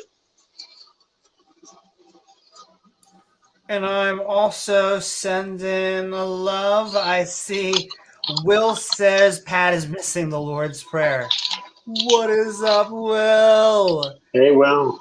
Sending love. I see Will. I see Bubblegum Gun. I see Shane. Everybody out there, Norfolk, sending love as we ask why we should trust the Gospels to tell us the truth about Jesus. Cliffe, I'm not feeling won over. Not at all. How dare you Americans from a different culture come here to the Nuremberg trials to condemn Nazi officers for carrying out orders and for doing what their culture... Wasn't just Americans, though. That quote, once I, again, lingers in my mind. ...them to do. The Nuremberg trials shut down. That was a brilliant argument. Until the American counsel, Robert Jackson, stood up and said, there is a law above the law of culture. And that law decrees that gassing people is absolutely, objectively wrong. The Nuremberg trials kicked back into gear, and those 24 Nazi officers were condemned. We're all just misinterpreting it. What if it's just a story, not taken literally, as in there's a God, there's a being. You bet. How can we prove that? How do we know that? You bet. Okay. Can you prove to me that your mother's not just going to fatten you up and then drop arsenic in your tea over Thanksgiving or Christmas vacation? Yes, there are good reasons to why we generally think that our parents are not going to kill us. It always amazes me when they go to these extremes. Like, oh, you don't have faith? Will you spend every day not thinking your parents are going to kill you? Thanks. I love the argument flow there. No. Okay, then why don't you bring your chemistry kit to the dinner table for Thanksgiving dinner or Christmas Why dinner? don't you test every food that you eat every day, every meal? It's not something that we do. Okay, but why do you trust your mother? Is it a blind faith? Or is there evidence that your mother really does love you? Therefore, the political correctness begins, ladies and gentlemen. It's not faith versus evidence. It's blind faith versus evidence. And their faith is absolutely a blind faith. Faith in I think most people, if they had, their mother would not try to kill them, but that wouldn't necessarily be a blind faith because you have experiences with your mother. You know who she is. You know her to be loving and caring. You just get these ideas that that's not the kind of person she is. They've never met God, talked with him, interacted with him. They just have an old book that they read. And by the way, he does kill a lot of people in that book. So not looking good for him. The other side of Cliffe's argument is some mothers do murder their children. Yeah, it does happen. So it's not a very good metric to, I mean, there are exceptions to that general rule, Cliffe. So maybe children should be a little more skeptical of their parents' love when there's rampant abuse and both physical and mental, and then in those extreme cases where parents actually kill their children. Not only that, take it a step further. What is the one? Where do we find parents killing their children? Not because they hate their children, but with the delusion that they are actually sending them to a better place. Right. Religion. Right. And I would also say that, I would ask, instead of killing your children, Cliff, what about the parents who put out cigarettes on the back of their kids' hands? Is that, I mean, should that kid's, again, you're blaming the victim here. And that's what I think is pretty interesting. He's doing it in a roundabout way, but saying, no, trust is good. Blind trust is perfect, and you have to rely on it. And parents always love their children. He's going to draw some weird analogy, but let's keep going. She's not going to drop poison into your dinner. That's the way I was raised, I guess. Okay. I would argue the reason you're not going to bring the chemistry kit to the table is because the evidence is your mother really does love you, wisdom. And the last thing she would want to do is poison you. So I don't think your faith in your mother is blind. I think your faith in your mom is based on a truckload of evidence. Yeah, that is what makes it not faith. And I can promise you, if your mother had been abusive and had tried to poison you as a young child... As if you had collected evidence that she was abusive. Right. I don't think you'd go home to eat Thanksgiving dinner. Okay? That's the way we operate as human beings. So you're right. Maybe God doesn't exist. Maybe Jesus Christ is a liar. It's possible. We agree. But the question is, what does the evidence point to? That's the question. That Jesus did not resurrect for the dead. I think it all comes down to morality. Like, the way I see these books, these faiths, and religions is, they all are so different, but they all point towards the same thing: how to interact with each other, how to live with each other. Maybe that's the purpose of these books. That's the purpose of these teachings. It's not the literal, there's a God, there's something out there. That's just a good story to emphasize this.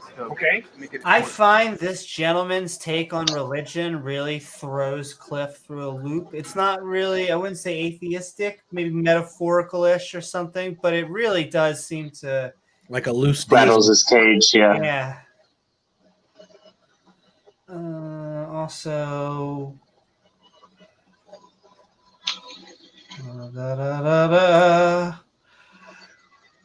Please prioritize. Oh, hell yeah, but hey.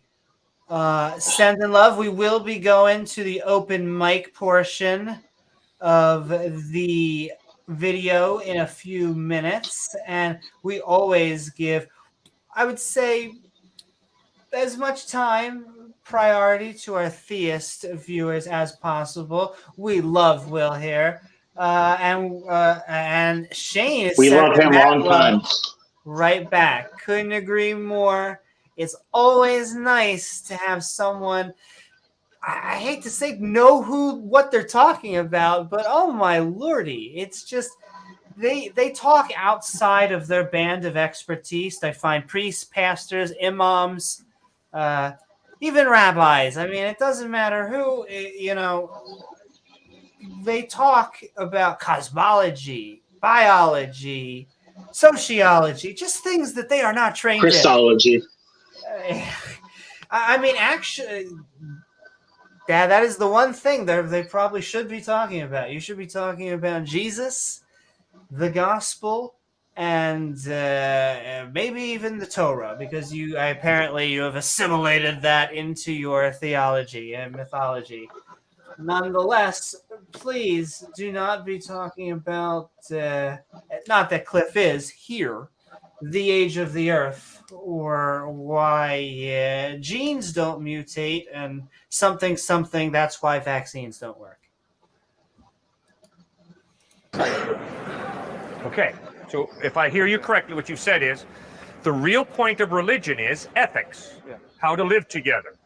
This bit about a supernatural God, this bit about heaven and hell, that's just to make it more exciting. Okay, it's possible. Or it's more like a metaphor. Wait. Did Cliffe just say it's possible? That religion He did say it's possible. Yes. It's a social cultural construct. Did he just say that's possible? Okay. He did. Sound like it. Let's just... He said it's possible God doesn't exist before. Okay. All right, but would you deny the fact that Muhammad really believed Allah is God and alive? No. I also think the people on the planes at 9/11 thought that Muhammad was the prophet, the true prophet of God. So belief and how Peace be upon him. much I believe that if the apostles existed and went to their death, I could be convinced that they went to the death thinking that Jesus was their Lord and Savior. Does that add any credence to the fact that Jesus would be Lord and Savior? No, it does not. It's pretty clear Muhammad really believed that Allah was real, right? It's not clear. It's not clear. Jesus Christ. But it's claimed not that clear. God is real. In fact, Christ claimed to be God in human form. So, well, maybe it's because we need these things to kind of how we have kings, presidents. What the hell that sound was, but it was exciting. The leading edge. We are slightly above everyone. We're slightly. We have more to present. All right. Maybe that was needed. That was a method to get the point across. Because how I'm seeing it is they all lead towards the same thing, ethics. But they're all so different based off of where they came from. He's a little light while there's background noise, but generally speaking, the claim, proposition, what he's trying to say is that we needed it as a social community, and it really has less basis of whether the deity was real. Right. He's talking uniformly across cultures too. So he's using the word ethics, but I think he means social norms, right, within various cultural groups. And that's exactly, I think he's doing an excellent job. The way I see it, maybe there is no God. But maybe that's not the whole point of these teachings. The whole point is to teach us how to get along, how to live with each other. Okay? But now the challenge is that Jesus taught that the way to learn to love each other is to open up our lives and let His Holy Spirit live within us. Let Him come inside you, Amy. Oh my. Yeah. So your argument is to be absolute. That's what he taught. Yeah. All right? So now, obviously, the question is he blowing smoke? Is he making myth? Or is he speaking the truth? The way I take that is that's more or less irrelevant. It's irrelevant? Yes, as long as the message gets across, how we can interact. Okay. That's funny. He reminds me of my speech patterns. Beyond what we can see or grasp, whatever can reach us, how to live with each other. We are damned or we are saved. Right. Again, I think it's just really good way to emphasize that, hey, we need to get along. This is how to do it. Based off of what I've seen or whatever. Okay. What does the thought of your mother's death do to you? Upsets you. If there is life after death, would you be interested in it for her? Once again, what should matter is the truth. Like, we can play these hypothetical wish games all we want. There is no evidence for an afterlife, and thus we should treat it that way. No matter how good it sounds or how much you want it. Right. Yeah. No evidence. This is the same question as if your mother got an incurable form of cancer, would you like her to get a cure? Think about what I just said. Like, death is death. Death is the cessation of life. We stop. There's no evidence for anything else. But what if I could give you a get out of jail free card? A magical get out of jail free card. I can cure your mom's cancer. Okay. Well, first, prove it. Prove life after death, Cliffe, because no one's done it. Well, she can't cure the cancer. They just have to die first, and then they'll get cured in some alternate dimension. Cliffe's worldview is he has the cure for death, eternal life. Yeah. Again, all right. It's a pretty bold claim. Yeah. Pretty big one. I guess from this standpoint right now, no, because I don't believe in that. But it is a comforting thought. Let's go. Believe in that. That would be comforting. That would be comforting, but you don't think it exists. Yeah, but I would accept it. Okay, but you'd be excited if it was real. If it could be proven to me, then yes. Well, not proven, right? I mean, Oh, you can't prove it. Can't prove, right? The question is evidence. Does the evidence point that way? Truth is mathematics. That's why you got to the read the one Gospels. correct Right. thing I've heard Cliffe say all night. That's right. Proofs are mathematics. We're But looking is there for evidence. good evidence, substantial evidence for life after there death? you go, James. No. That is the crucial point. Is there evidence? Yes. There is lots of hearsay evidence. Is there good evidence? No. No, there is not. You have lots of baseless assertions in old books.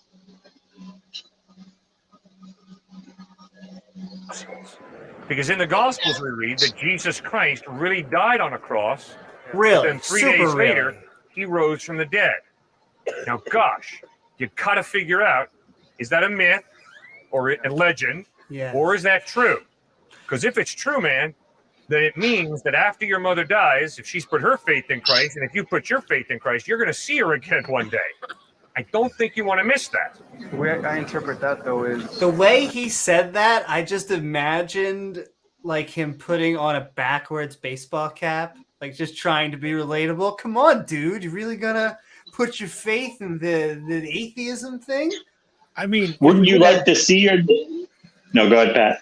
I said it would have been great if he like had a prop, a big old barber's razor. It said Occam on it, and he could flip it out and go, but what about this? Okay. I mean, it's still nonsense. Yeah.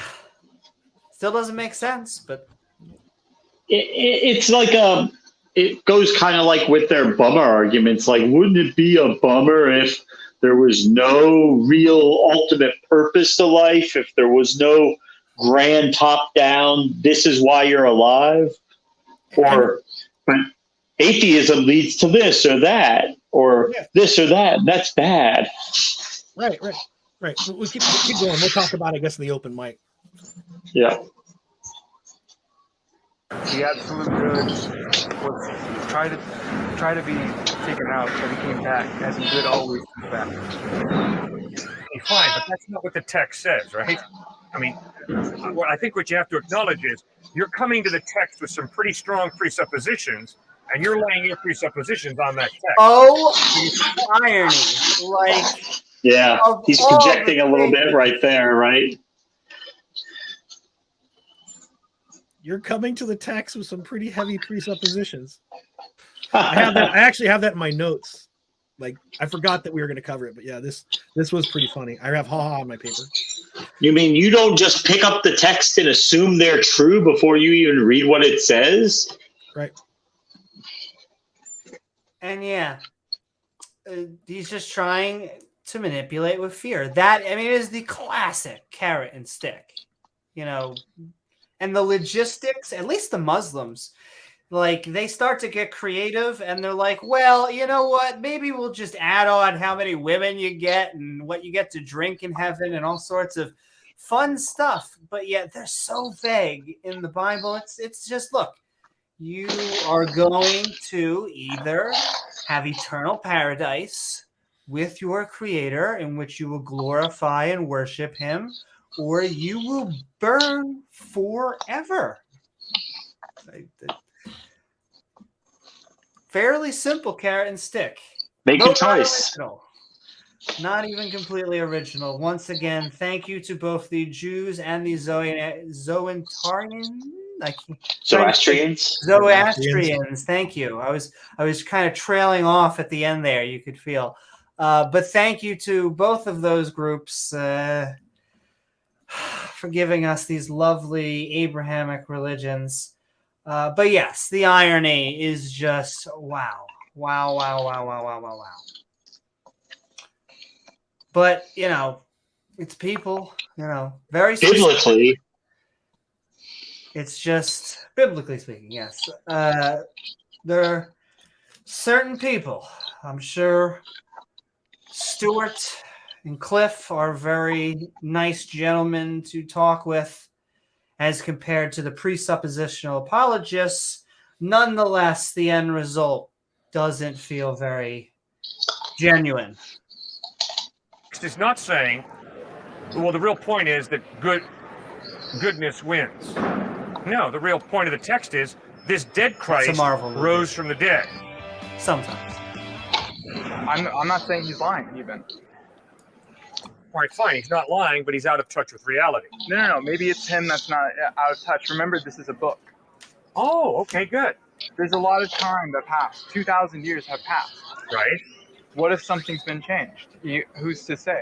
Great question. See, And that's the type of question you got to ask. Why should we trust the Gospels to give us accurate information about Jesus? Which, if you have been with us all night or just joining us, is the theme of tonight's episode. We are about to get to the end of the video or the opposing view, which means we are sending the link into chat so that if you would like to come join us for the open mic, you can, as we get to queue it up as we finish the video. But it's been fun, guys. I've been hearing this really was a fun video. I think James put this on Pat and I's doorstep, and there's just not it was a good one. He was taking his time. Nonetheless, there was a lot of nonsense coming out of Cliffe's mouth. Rapid fire. And yes, they put these videos up as demonstration of their apologetics. This is them winning hearts and minds, ladies and gentlemen. now, I'm not disputing the existence of Jesus Christ. Apologetic porn. He probably was a holy man in many respects, but He's filled with holes? I don't like That's a it problem. that Medic! I don't like it when Christians say the Well, faith, plug that hole, Amy. talking about Do what I can. if Do what his I can. mom believes in Christ and he believes in Christ, then he'll see her again. Yes. I don't like that aspect. Okay, of it. good. Why don't you like that? Well, why would a God care? Why would the supreme being care what you believe in this life? Why do you think that if I don't believe in Jesus It Christ, triggers him. I'm going to, hell or Okay. limbo or whatever? Which is simply separation from God. It's very simple. Because God gave you free will, he respects your decisions. And if you choose freely to live your life separate from him, he's not going to force you to spend eternity together. But here's the thing, though. He gives you free will, but he does this requirement that faith has to be part of it. So he intentionally sets it up where you have to believe in me, but I'm going to give you less evidence than you would normally require to believe in anything else. I'm just going to demand that you still choose to believe in me anyway. This is where I think, like, again, Cliffe has a fundamental inability to appreciate the argument he's actually making, right?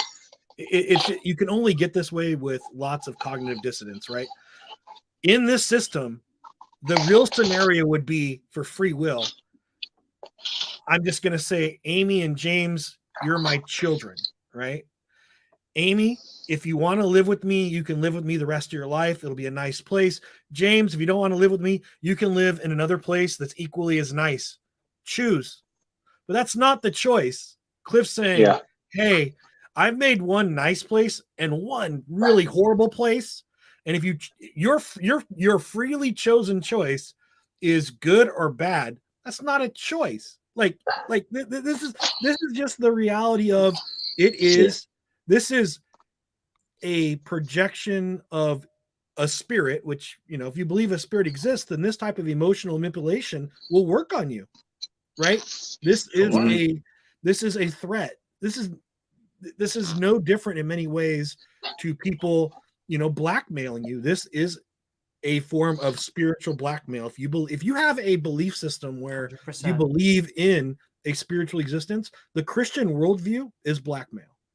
It's ultimately what it is. Well, it's like saying, okay, if you make the choice, you want to stay in this nice place. The caveat to that is anytime I say so, you have to get on your knees and blow me. And Amy would probably be okay with that. But sure, flatter me now. Yeah, but that's part of the requirement. If you don't want to do that, if you don't want to blow me on command, then you can go. You can go to that other not nice place, but it's your choice. Yeah, and I always love you're sending yourself to hell. Oh, you chose to be tortured forever. I mean, it all depends on the version. There are some people that it's just like whether you believe in him or not, which means the moment that you find out hell is real, it should be canceled, but it doesn't work that way. It's like, oh, too late. Saw boss. This is the same, akin to the same apologetic that the Christians and apologists told out regarding slavery. Well, you didn't have to borrow that money, i.e., debt servitude. You didn't have to be conquered by that other country, chattel slavery. Yeah. Like again, oh, you mean so like when our army's defeated?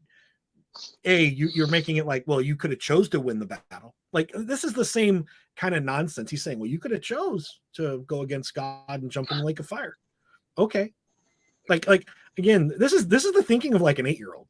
Like this shit makes sense. Like kids figure out that the Easter Bunny and Santa Claus are fake because we allow people to not engage in magical thinking after a certain age, except when it comes to longly held religious traditions. And like most of us in the audience and I like again the amount of credulity you got to take just from there's a sacred book to it's God's word to everything in it is factual is just a level of credulity. If you applied that level of credulity to anything else, it wouldn't work. It wouldn't work. Well, what we realize is when you have a child and they're 6, 7, 8, like in that range, at some point they're going to start to connect these dots and see problems with the Santa Claus hypothesis for presents. And maybe at first it's reinforced and parents will make up excuses. Okay, this is how, but at some point you realize that they're still connecting the dots. They're still seeing the problems with this, and you have to stop reinforcing it. Otherwise, it can be harmful to their cognitive development. It's just with religion, we just continue to reinforce it. We just make up more and more elaborate, outlandish excuses and doctrines and reasons to make all this bullshit work together. But it's really just taking something like Santa Claus or the Easter Bunny and just taking it a lot further and running with it. Right.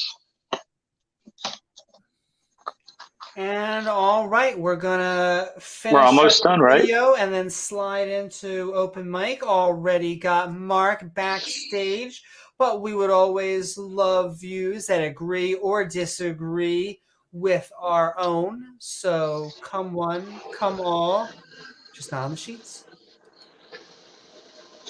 With him, you've chosen to live separate. He respects you and your free will, and so you'll spend eternity. Also, that is what atheists believe, by the way, is that we will spend eternity separated from God. It's called being dead. Right from it. What if we don't want to be separate from the people we love?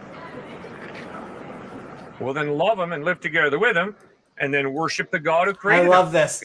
This answer is basically like, well, you better bow to God then. You're fucked. Take that name. And this is like they'll look at someone in Pat's field and they'll look at someone like that and say like, oh, you really know that the Bible is true and that archaeology really does back up the Bible. You just don't want it to be true. You don't want the Exodus to be real. So therefore you look at all the evidence and you draw these unreasonable conclusions that it's not true, but it really is true. And gave you the gift of love. What if it's not? So if there is no God, you got nothing to worry about. Sweet. If there is no God, we're all going to die and rot. Well, okay.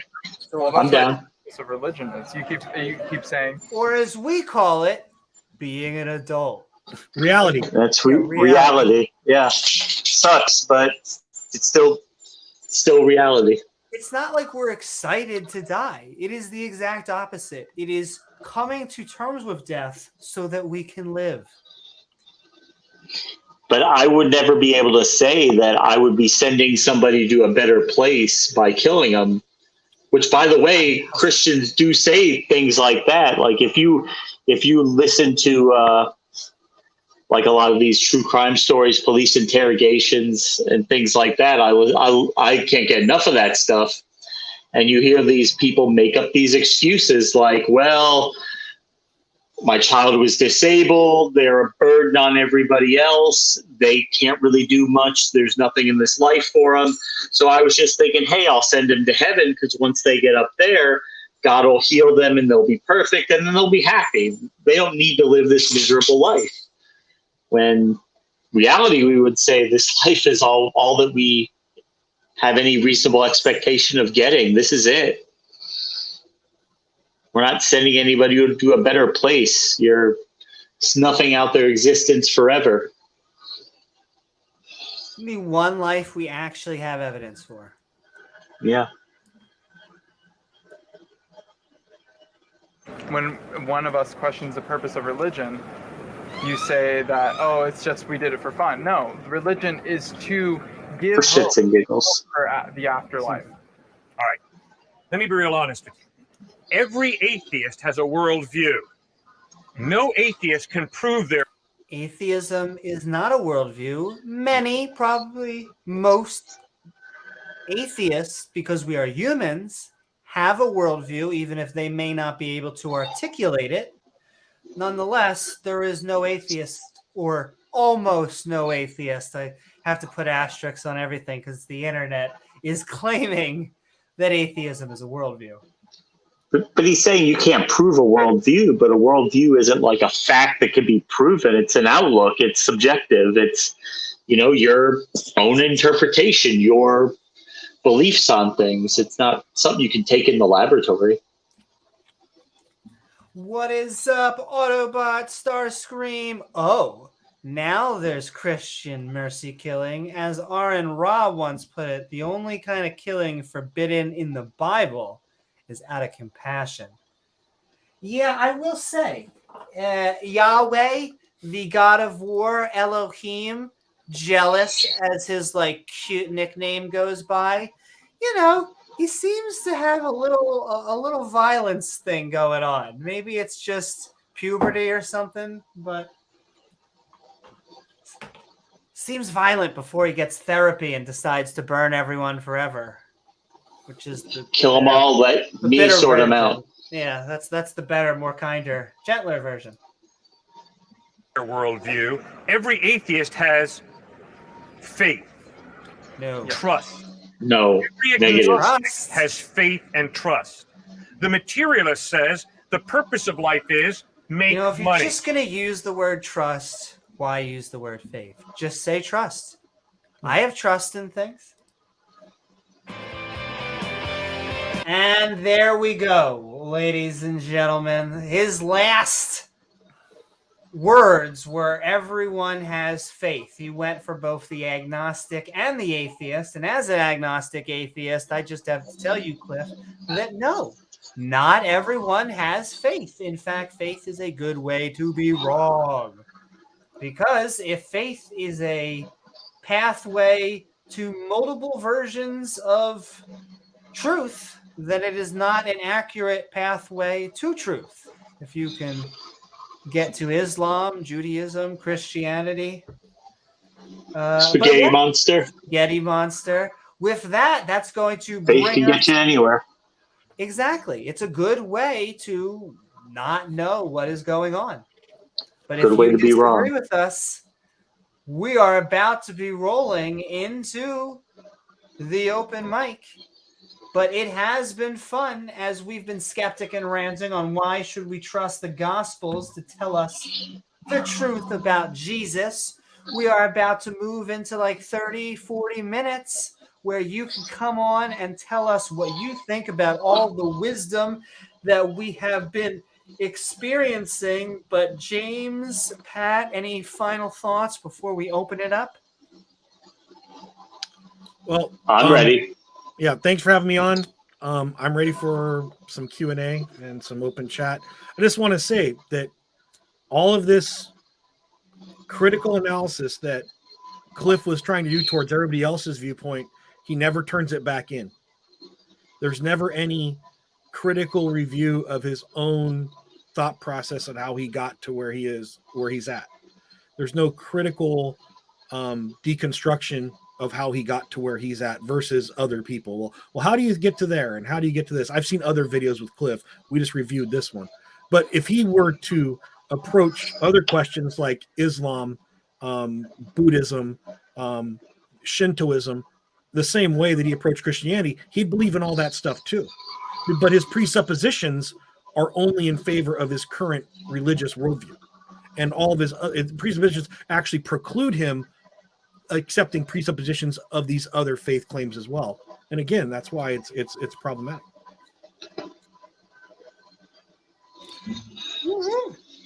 Couldn't agree more.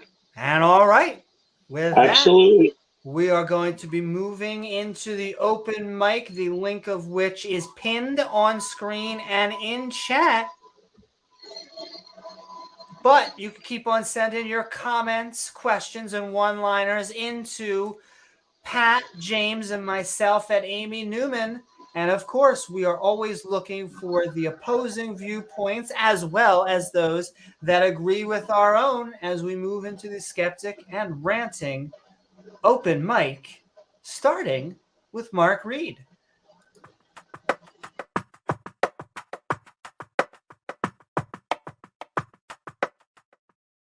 Woo-hoo. Hey, What Mark. is up, Mark? And I hope you enjoyed all of the wisdom that we and these other college students have clearly been receiving. I hope you're doing good. And I don't know, should we trust the Gospels to tell us the truth about Jesus?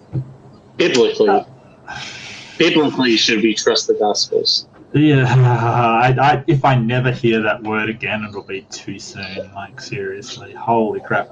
No, look, I think we can trust them for a certain level of trust for certain things. You know, sort of when it talks about certain cities or you know, certain stuff that was around at the time. I mean, that's okay. We can apportion our trust to the sort of implications of it, to how much it affects us. So, you know, if they say, hey, there was a, you know, unrest in Judea at this time, you know, fine, cool. It doesn't really affect me. I can sort of just have trust of that, but it doesn't really affect me. So, you know, I'm not really interested in confirming or disconfirming it. It's the things that have very massive implications that we need more than just these stories to confirm it's correct.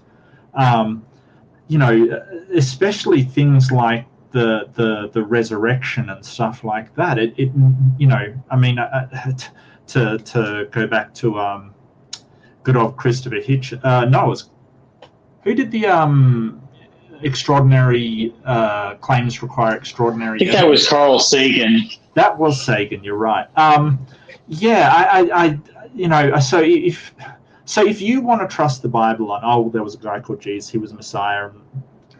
Look, that's your choice. You know, fine.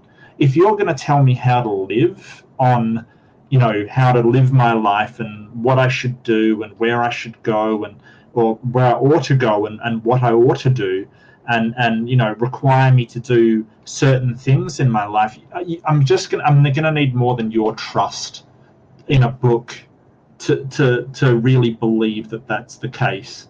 So that's my feelings on it. So really, no, we shouldn't really trust the Bible. And you know, I think it was and I did write down here stuff like, and we know the Bible. If you look at Bart Ehrman's stuff, who's fantastic, of course, Bart Ehrman's fantastic.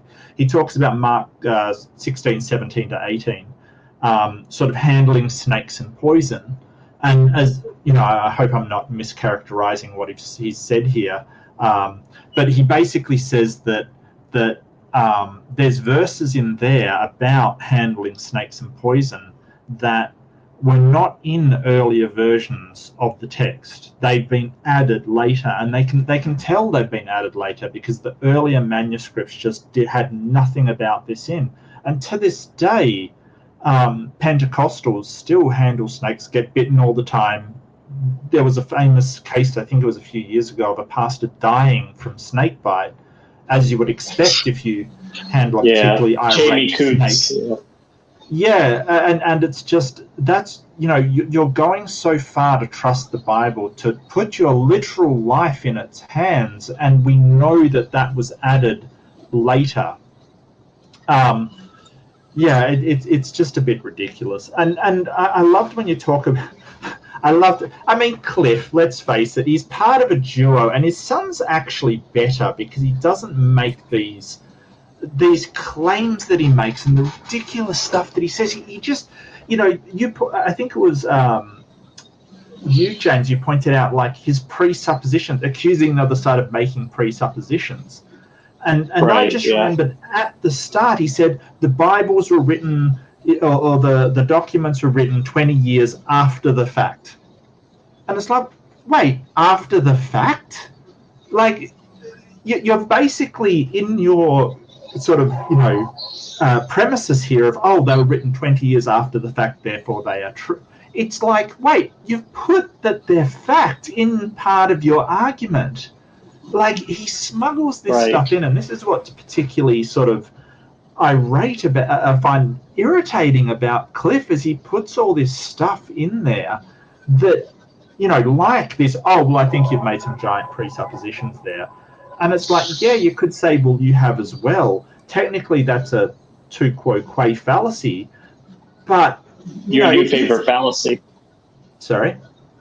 Your new favorite fallacy. My new favorite, which apparently is just you don't like what the other person is saying.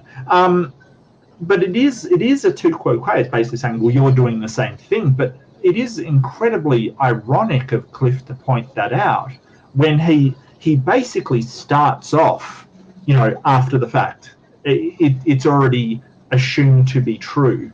To warn everybody about hell, but he doesn't know anything about it.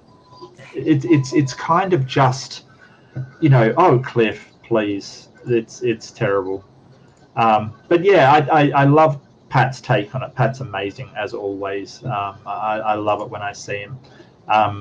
I was cooking to part of this. Turns out, Skeptic and Ranting, really good to cook to. Just saying. Do like and subscribe, and Patreon is available if you do want to support it. It's fantastic. Thank you, Mark. Oh, no problem. I really enjoyed that. Thank you so very much, Mark. We are sending you the love back. And not only that, but you should just check out the latest Debate Me Brah with our very own Mark Reed versus Biblical Christological account for the win, in which they debated ontological presuppositions. And yeah, biblically, I'm going to pass it back over to the open discussion. But the absolute gall, look, Cliffe seems like a nice guy, but the gall to come in here with that amount of presuppositions and then to just turn around and just be like, oh, you kids with your baggage, we're just trying to sell you to this guy that wants you to sell all of your belongings, leave your family, and to follow him. Come on, where don't you see the science here? Well, I'd say it's kind of similar to when they point out or they try to project on us like, well, you guys have faith too. You have to. I don't have enough faith to be an atheist, because they know that faith is such a poor tool. It's such a poor way to determine the truth of anything. They try to project that on us, but I think we're not using faith. Well, but then he pointed out sort of, but you don't have faith in your mother, you have evidence. And it's like, are you arguing against yourself here? Like, I really was baffled by where he was going with that. It just seemed like, I think he was trying to say, well, we do have evidence. He was trying to say, I have a personal relationship with God, right? Like you have a relationship with your mother. So that's how I know about God, and I know he's good, and I know and I have faith in him, but it's because I have a personal relationship with him, was the point. I don't know. It was very, very strange because they sort of talked about faith, and then he started on the, oh, well, you know, your mother wouldn't poison you. Why do you know she wouldn't poison you, and kind of stuff.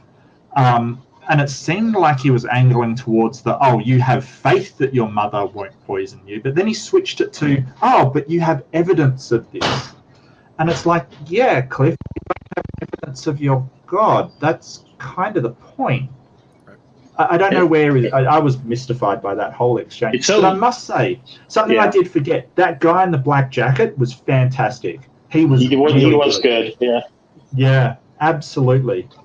And sorry. like, yeah, go ahead.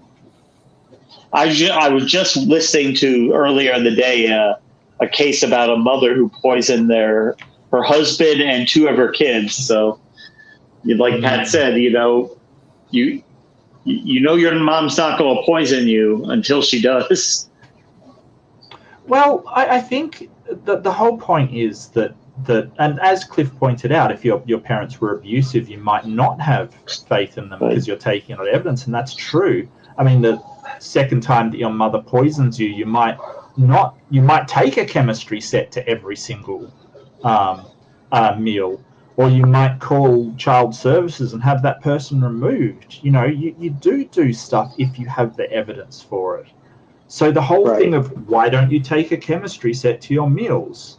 Because you have evidence. Well, yeah, Cliff, that's our point, not yours. Well, you don't need a chemistry set. There's other evidence. Yeah, sorry, go ahead, Patty. Yeah, the problem with evidence is it takes work.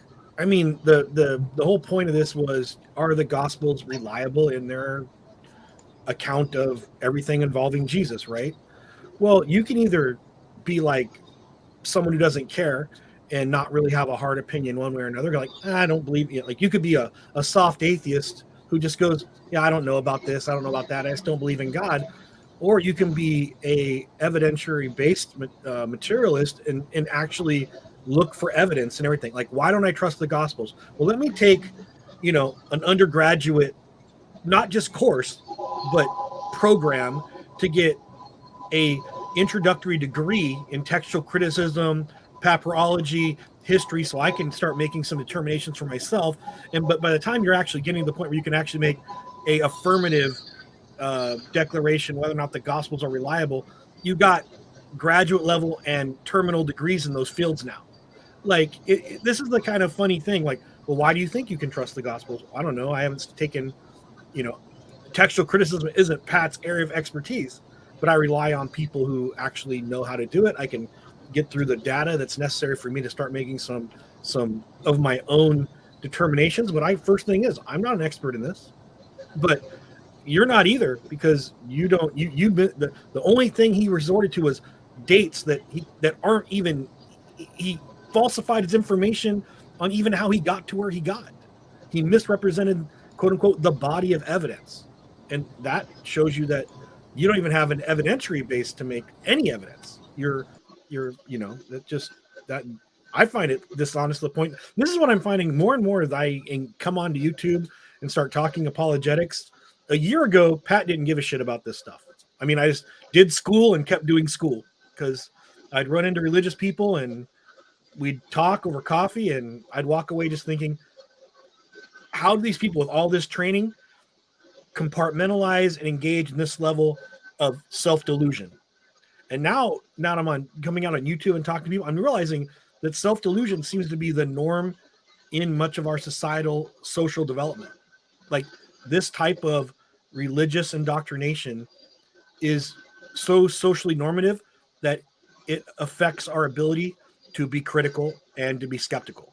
Like, it's a blind spot culturally, and I don't know if it's ever going to get remedied.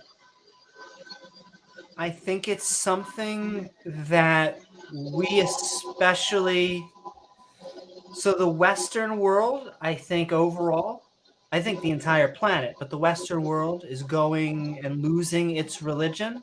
I think the United States has been one of the leading creators and exports of creationism, which I find extremely troubling, because there is a difference, in my opinion, between something like the Church of England, who is almost boring in England and for the most part probably has many atheist or non-believing members that still go on Christmas. And then the Kent Hovens of the world that are really trying to say, I just want your science, i.e. the cornerstone of biology, thrown out. And then I would like to have my version taught, and then I would like to export that. I would like the world to do the same. I want other Christians. And so it is both something we could be concerned about, yet I am positive and optimistic about it. I think we're winning. I think the internet is taking We're winning. giant portion of thinking out. You're going to see more college students like what we were watching today, who are going to be asking better, more Socratic questions. Well, it's interesting that Europe, that's had monotheistic religion longer, is sort of trending more atheistically, and I think that they've just had it longer and sort of went past all of those schisms and all of the religious turbulence that has come with it, and they sort of tend towards atheism. I don't know though. I mean, there's a lot of countries that have had monotheistic religion for a long time, and they still are very religious. So I'm not sure what would be the catalyst for that, what would be the cause. But overall, the world is definitely getting more irreligious, yes. It's hard to really back the super fantastic miracle claims. You're finding, in my opinion, you're finding more defenses of deistic claims. And when it comes to the Gospels, I mean, that tends to be the work of the Kent Hovens of the world, and that's a harder sell. You have to throw away all of the physics to then believe that Jesus is your Lord and Savior.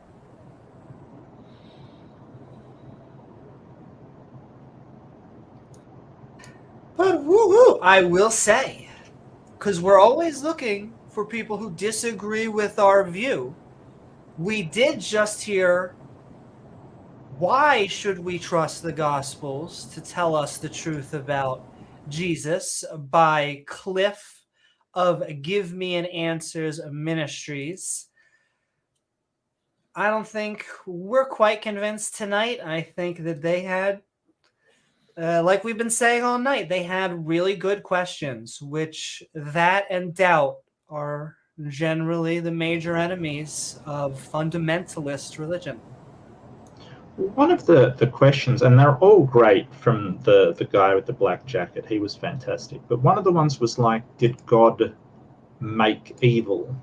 And he kind of had, I mean, for Cliffe to claim no, like it's in like Isaiah 45:7, like, I am the Lord, there is no other, I form light and create darkness, I bring prosperity and create evil. It literally says it in there. So I don't know. I think Cliffe is sort of trying to peddle a university acceptable version of Christianity, if that makes sense. Sure. He knew what ground that he was on, so you have to play towards that audience. Sure, yeah.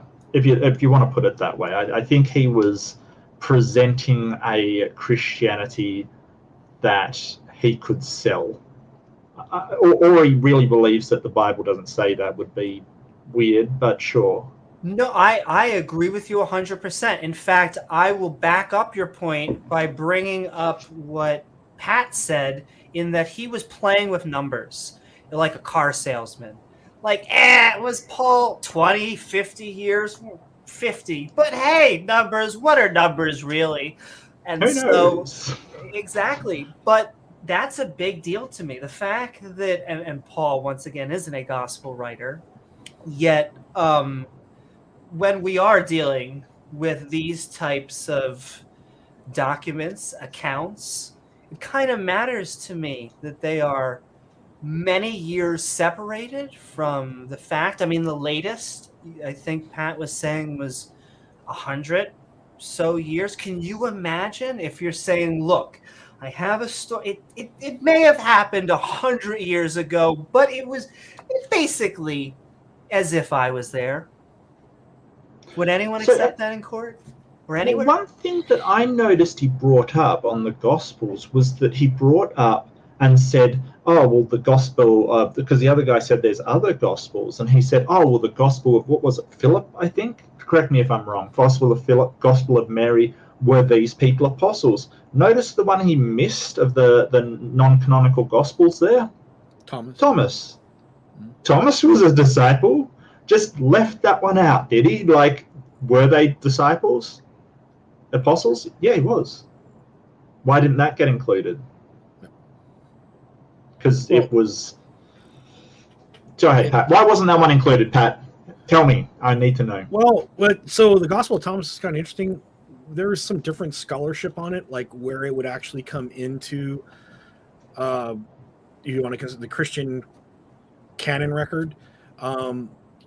We don't know, like, is it as early as Mark? Probably not, but it may have been contemporaneous with Mark.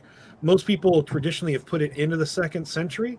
There's been some pushback on that scholarship, but part of the reason it was put in the 2nd century because it was deemed non-canonical. So again, when you got a dog in the race, right, so to speak, that's problematic. There's some evidence, and I'm this, again, not my area of focus or specialization, but there are some people that are in the field who go, well, it might have been around the time of John. So if you're gonna discount Thomas, you might have to take a look at John, right? And then the other thing too is a lot like I don't know. I know the traditional dates, John's 90, but those numbers are moving back in time, not sticking with time. They're increasingly problematic as far as the dating. Most papyrologists and the studies, of the texts themselves, trying to get them to their date, forensically speaking, through textual criticism and other forms of evaluation, they tend to make the date all these manuscripts tend to get younger, not older, right? So when they actually start going, the one thing that's been heavily resisted, and James and I were talking about this before the show, is radiocarbon dating this stuff. Like, try to find the studies where these have been radiometrically carbon dated. There's been a few, and that hasn't helped the case for them being earlier. So it's they're written later than what they thought. Yeah. Okay. Right. So there is Shredder. Has that been sort of across the board, or are there manuscripts that have been earlier than what they thought? There's been like one or two that have come in earlier, right? But they still didn't come out of they didn't make them like 1st century, right? Right. Yep. Right. But in general, it's done more to put the brakes on these manuscripts being early than, but again, each case being different. But the one thing that seems to be the problem is, why aren't all these manuscripts getting radiometrically carbon dated? Every one of them, by multiple. Now, the problem is some of them are so tiny, right? It's the size of in some cases, a big postage stamp up to a 3x5 index card, and you need more than just a infinitesimally small sample. You need a statistically significant sample, right? Pat, if I can interrupt you, are you saying that size matters? Size matters. Who has these anyway? The Vatican? Is it Vatican? different museums, different collections throughout the world. Right. Okay. But the one thing that is interesting is you could definitively answer these questions, but once you've done it, you're done. Like, we could retro carbon radio date these, right, and give pretty good ranges, but once we're done, and it seems to be like once you know the answer, you may not want it. And a lot of the institutions that are resisting it are like, well, we want to keep, again, some of these are religious institutions are like, we want to keep this internal.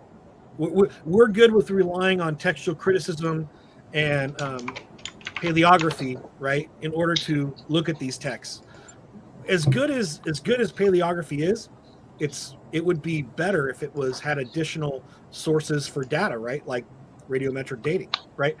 But in the past, radiometric dating has usually been the antithesis for these other forms of analysis. So it is problematic.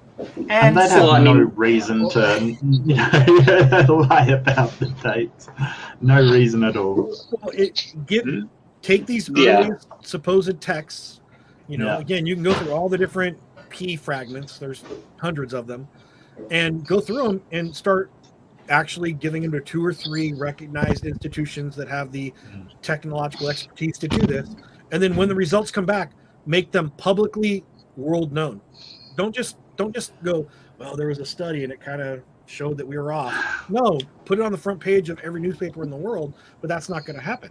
And I think there's a lot of self-preservation by the institutions that own these documents, these original copies, manuscripts, or earlier manuscripts. They're not originals.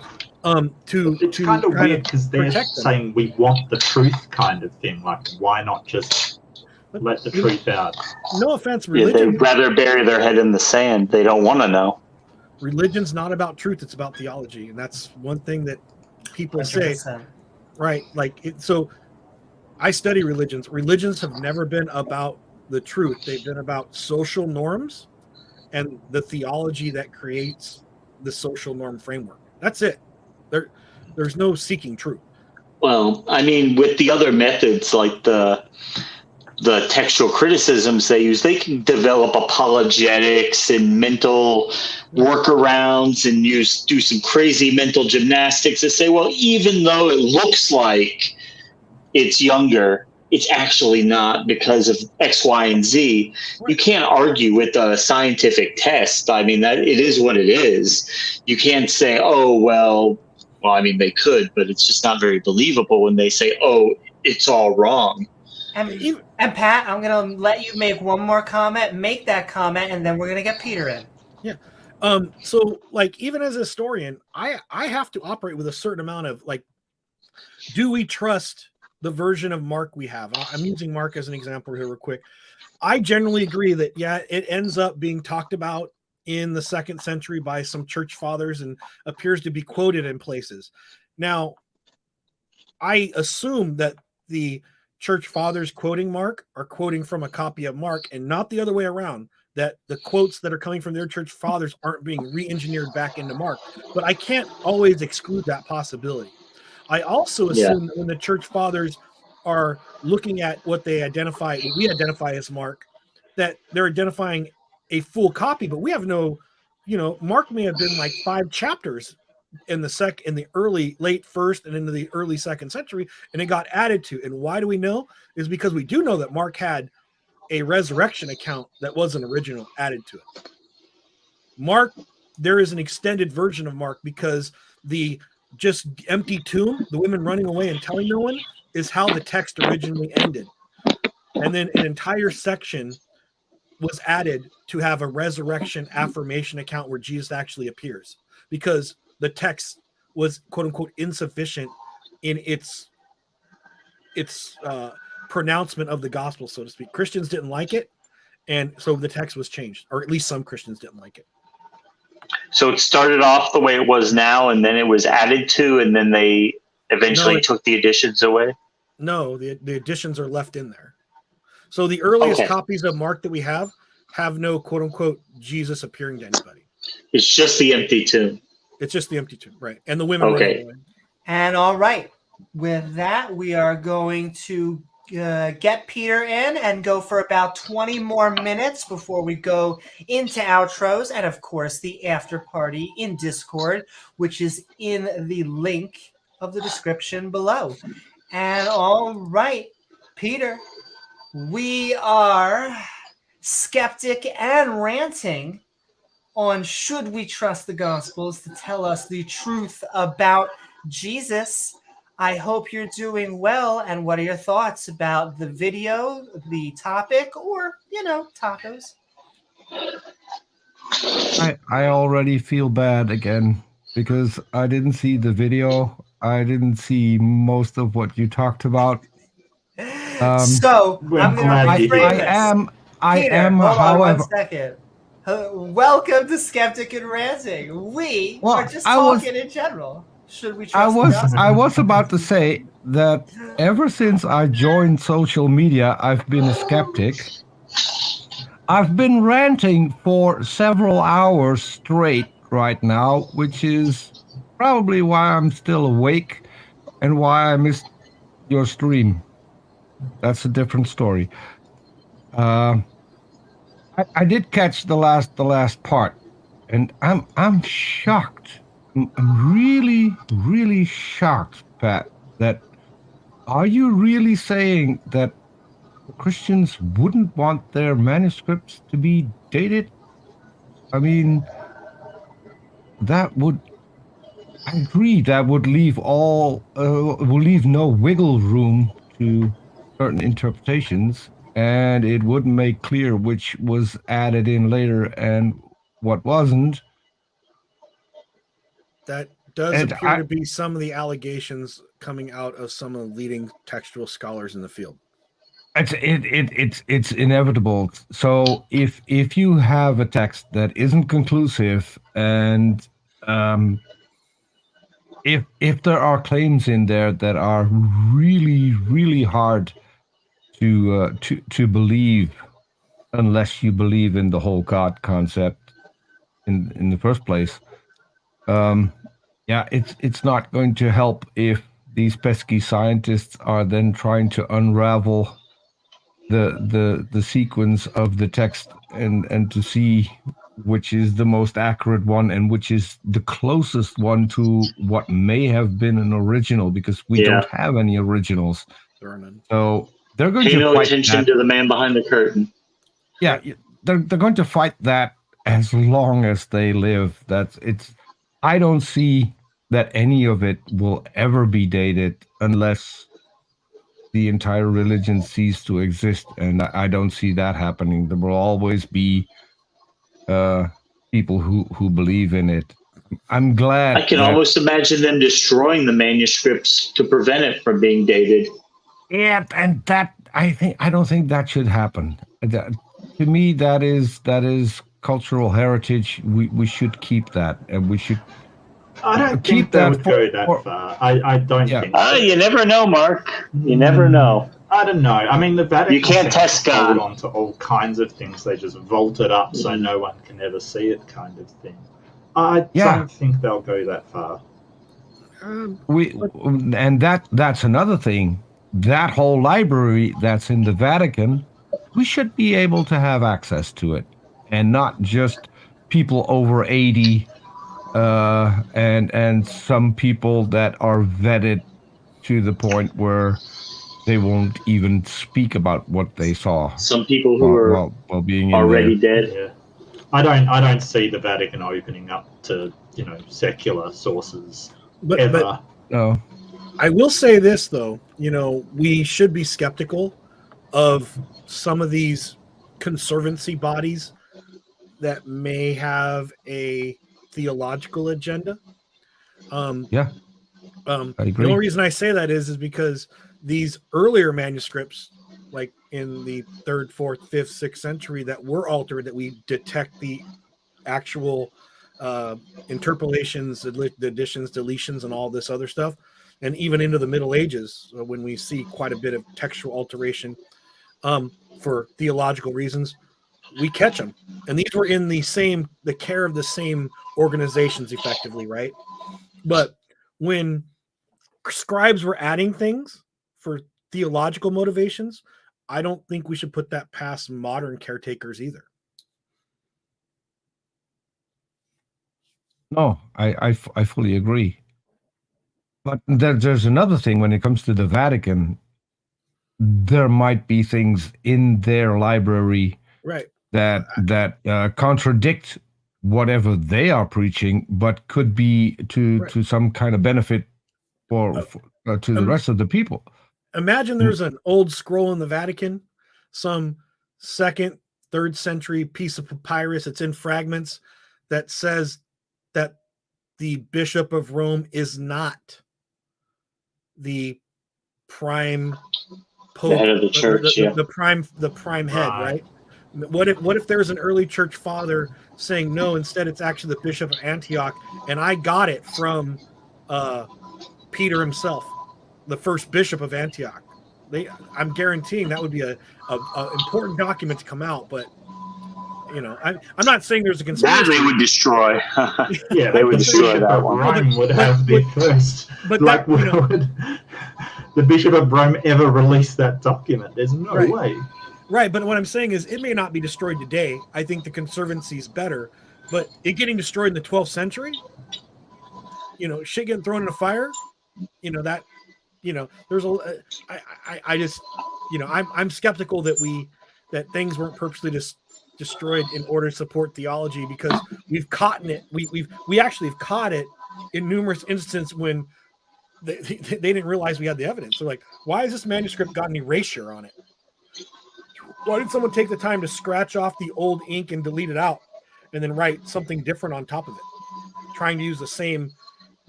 The only reason we were able to know is individual analysis, and then sometimes by the ink. The ink was hundreds of years later. Like textual alteration occurred too. Trying to change the original later manuscripts, but earlier copies to make them look more authentic. That was very common in the medieval era as well. Yeah. Oh yeah, I don't see it happening that they're going to open up to having these documents scientifically tested, or to put them under scrutiny to see whether or not. Same thing with the Shroud of Turin. Like, again, it's been analyzed, right? But all you need is didn't they date it? I think they dated it. Right. Yeah.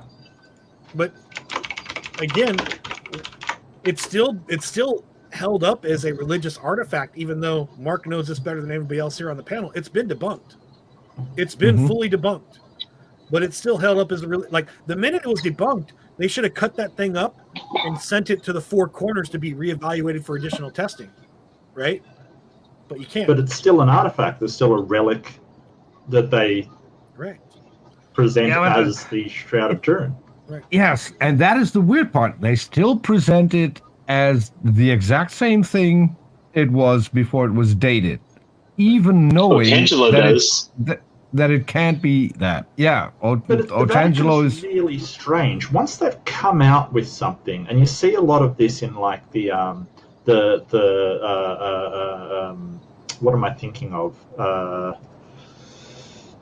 When they give sainthood to somebody, right? And canonization, thank you. And we sort of see that some of the things they did can very easily be demonstrated as not miracles. They're kind of debunked, but they still uphold those as miracles regardless of what we found out about them. So it's kind of this, well, once it's been declared a miracle, it's a miracle because it draws people to the faith, not because it was an actual miracle. Yeah. They've got this very weird position of, so that person's going to be a saint no matter what we find out about. Church canonizations are held to be infallible because the Holy Spirit would not allow the church to declare somebody a saint if they were not a saint. So. Yeah, but it gets even weirder when you get to the relics. I mean, there are, and I forgot the exact number. I think it's anywhere between 7 and 9 original foreskins of Jesus that survive to this day in different Catholic churches. So either Jesus had the ability to regenerate his foreskin after people kept cutting it off for some stupid reason, because why would you still cut it off after 7 times? There's another thing, and I forgot. I wish I should take notes. I recently heard of a skull of a woman who was of some importance in the Catholic Church, There are 3 skulls, all of which are recognized by the Vatican as the original skull of that As particular woman. authentic, yeah. It I mean, how many nails from the cross are there? Probably hundreds of them floating around churches all over the world. A few years ago, there was so I don't know if that's a thing in the U.S. There's a show here in Holland. I think Britain has a similar show where people can come up and with old stuff and have experts look at it. And this woman brought a beautiful small case, which was decorated with gold and pearls and I think even diamonds. And in it was a piece of the actual cross that Jesus was crucified on. It was that there was a certificate that came with it where the Catholic Church had recognized that this actually came from Jesus's cross, and it was sold after it was checked by the expert. I think it was sold for anywhere between 10 and 14,000 euros to some gullible fool who, I mean, it was a Cool beautiful piece of case. wood, huh? Yeah. Well, to be fair, Constantine's mom, Helen, she grabbed all that up, so she found all the pieces of the true cross. So there were none out there just floating around. Just kidding, bad joke. It's That was, mind-boggling, and a couple hundred years later, though. But Oh yeah, I'm just kidding. Well, she said she found it. She also found some of the nails, and the nails were worked into some of the armor on Constantine's horse.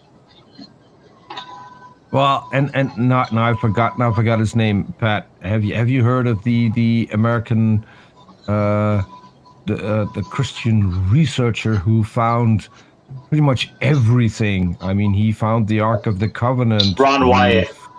Ron Wyatt. Yeah. He I think he found Noah's Ark as well. found Jesus's blood that was still alive and had 14 chromosomes. I'm not even kidding. He had it tested in a hospital. Oh, I And found they asked- Jesus last week. He's my yoga teacher. He's great. He does a good downward dog, right? Exactly. Good break and sweat. But Not so quite to get back to something that was said earlier, I don't think we should destroy any of it.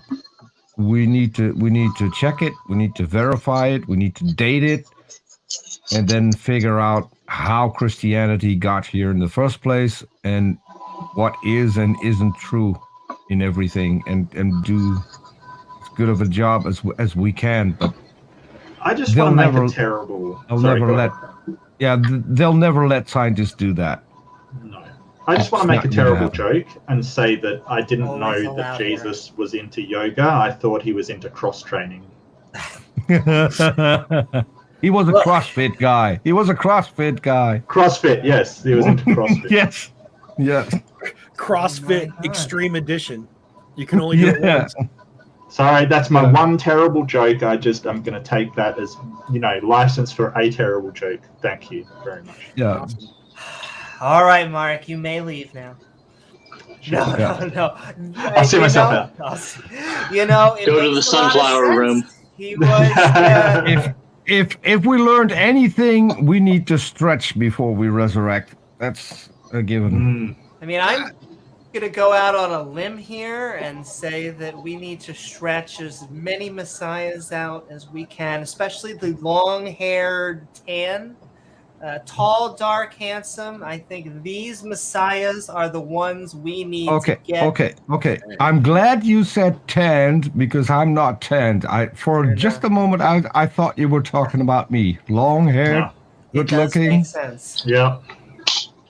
You're But a I beautiful will man, Ben. say, if you would like to join us for our Skeptic and Ranting, should we trust the Gospels to tell us the truth about Jesus, now is the time to do so. We did hear the opposing view.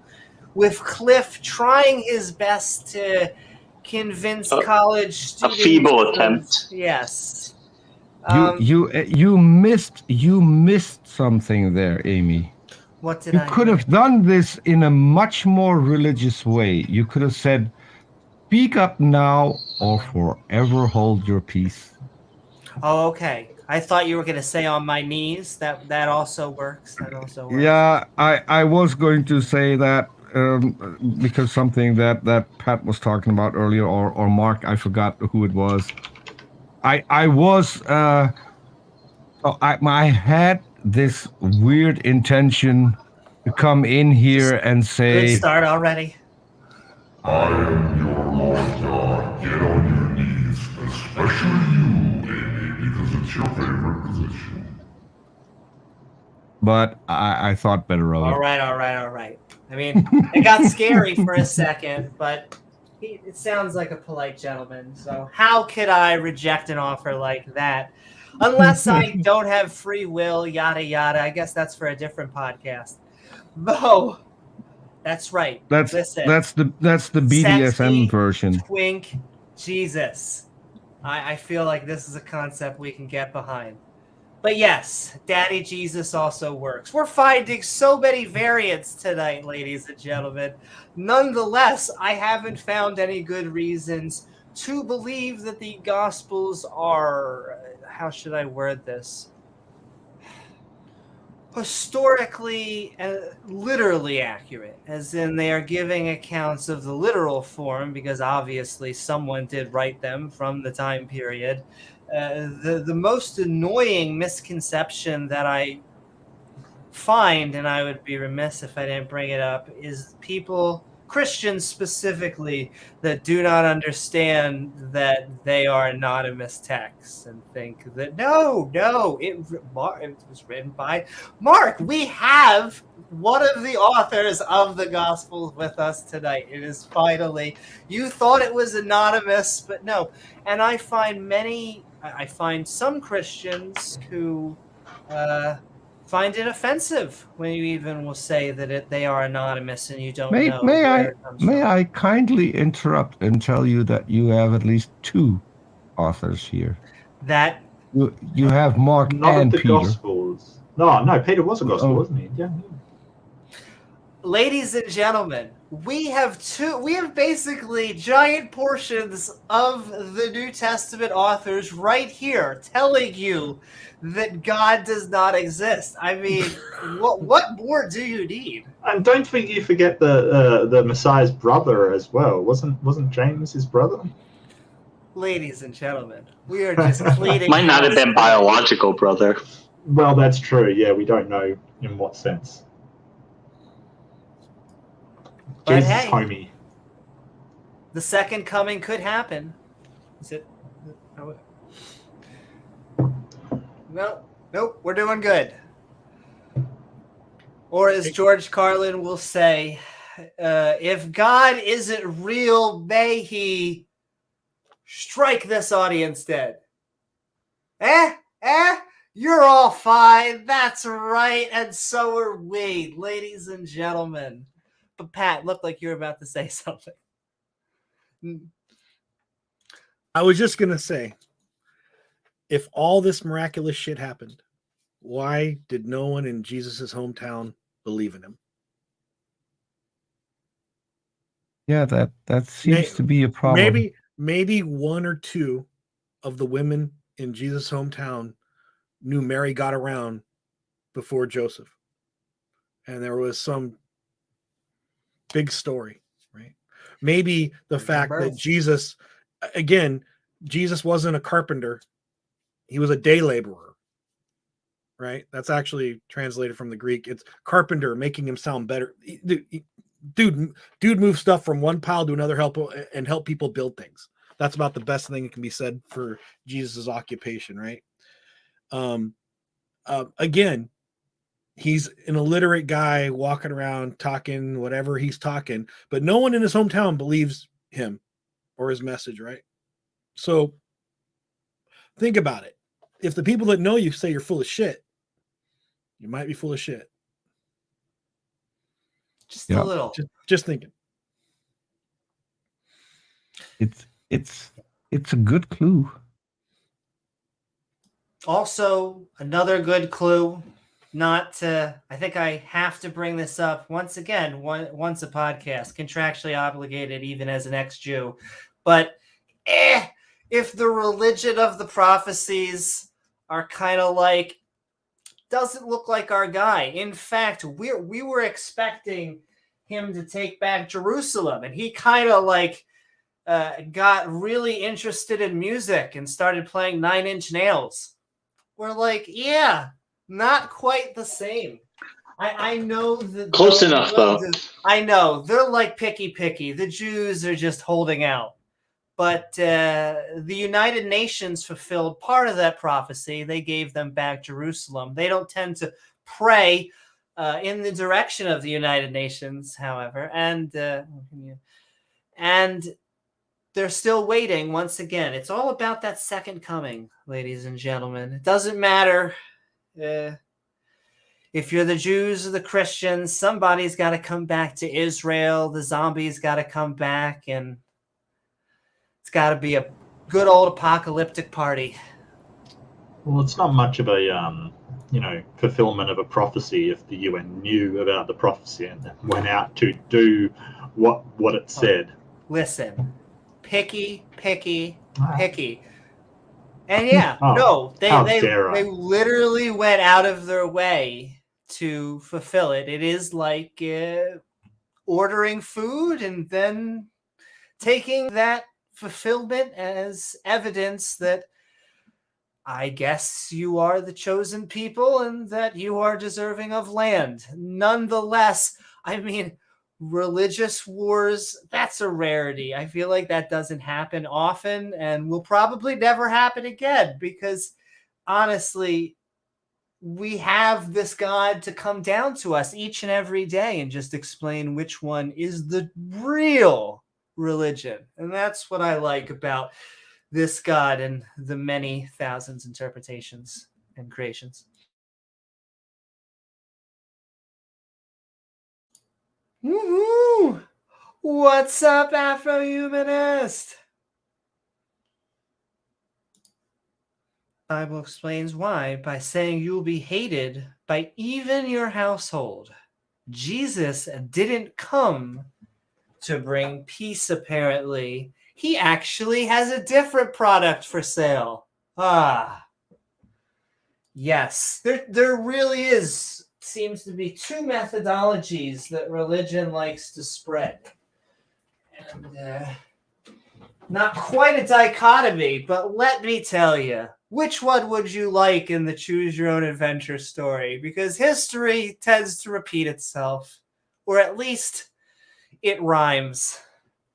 Which verse is that, Afro-Humanist? Is that the one like anyone that comes to me should hate their brother and their father and their mother kind of thing? Yeah, that's a different verse. There's also a verse where Jesus says, "I've not come to bring peace, but a sword." The sword, yeah. Well, I mean, that weird one that is sort of, the only, what is it? Sort of that they must hate their brother and their mother and their father. It's kind of if you come to me and you don't hate your brother and your sister and your mother and your father and pretty much everyone, then you can't follow Jesus. You're not worthy of me. A little bit culty, sort of, turn your back on your family, don't. Yeah, I found a way on Twitter to make that work for me. There we go. So you hate everybody. Come up with some beautiful verses, and then there's my book. 1 Peter 3:15. Yep. Yeah. That's a little intro or outro that I use on Twitter for my short videos. I don't know if I can believe in you, something. Peter. What miracles have you performed? I can do quite a lot of card miracles. Ooh. I can make a burning cigarette disappear in my hand.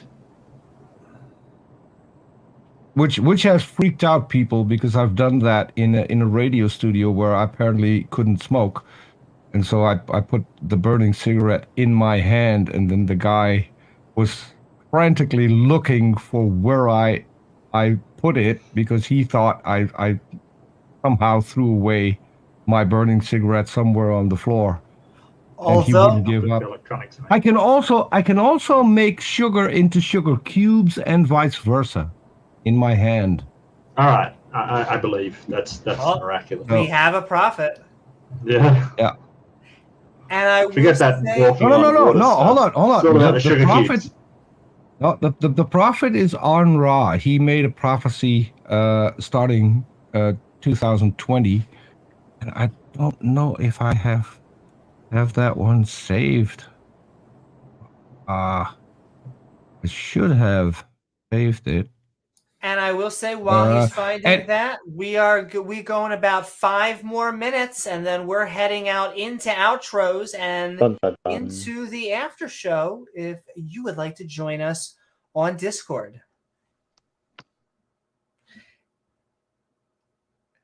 So sending love. I see Wild Eden. I see what is up, Oz. Woo!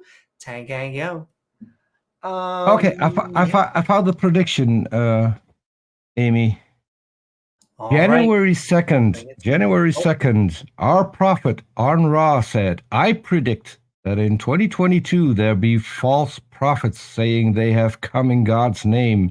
You will hear of wars and rumors of wars.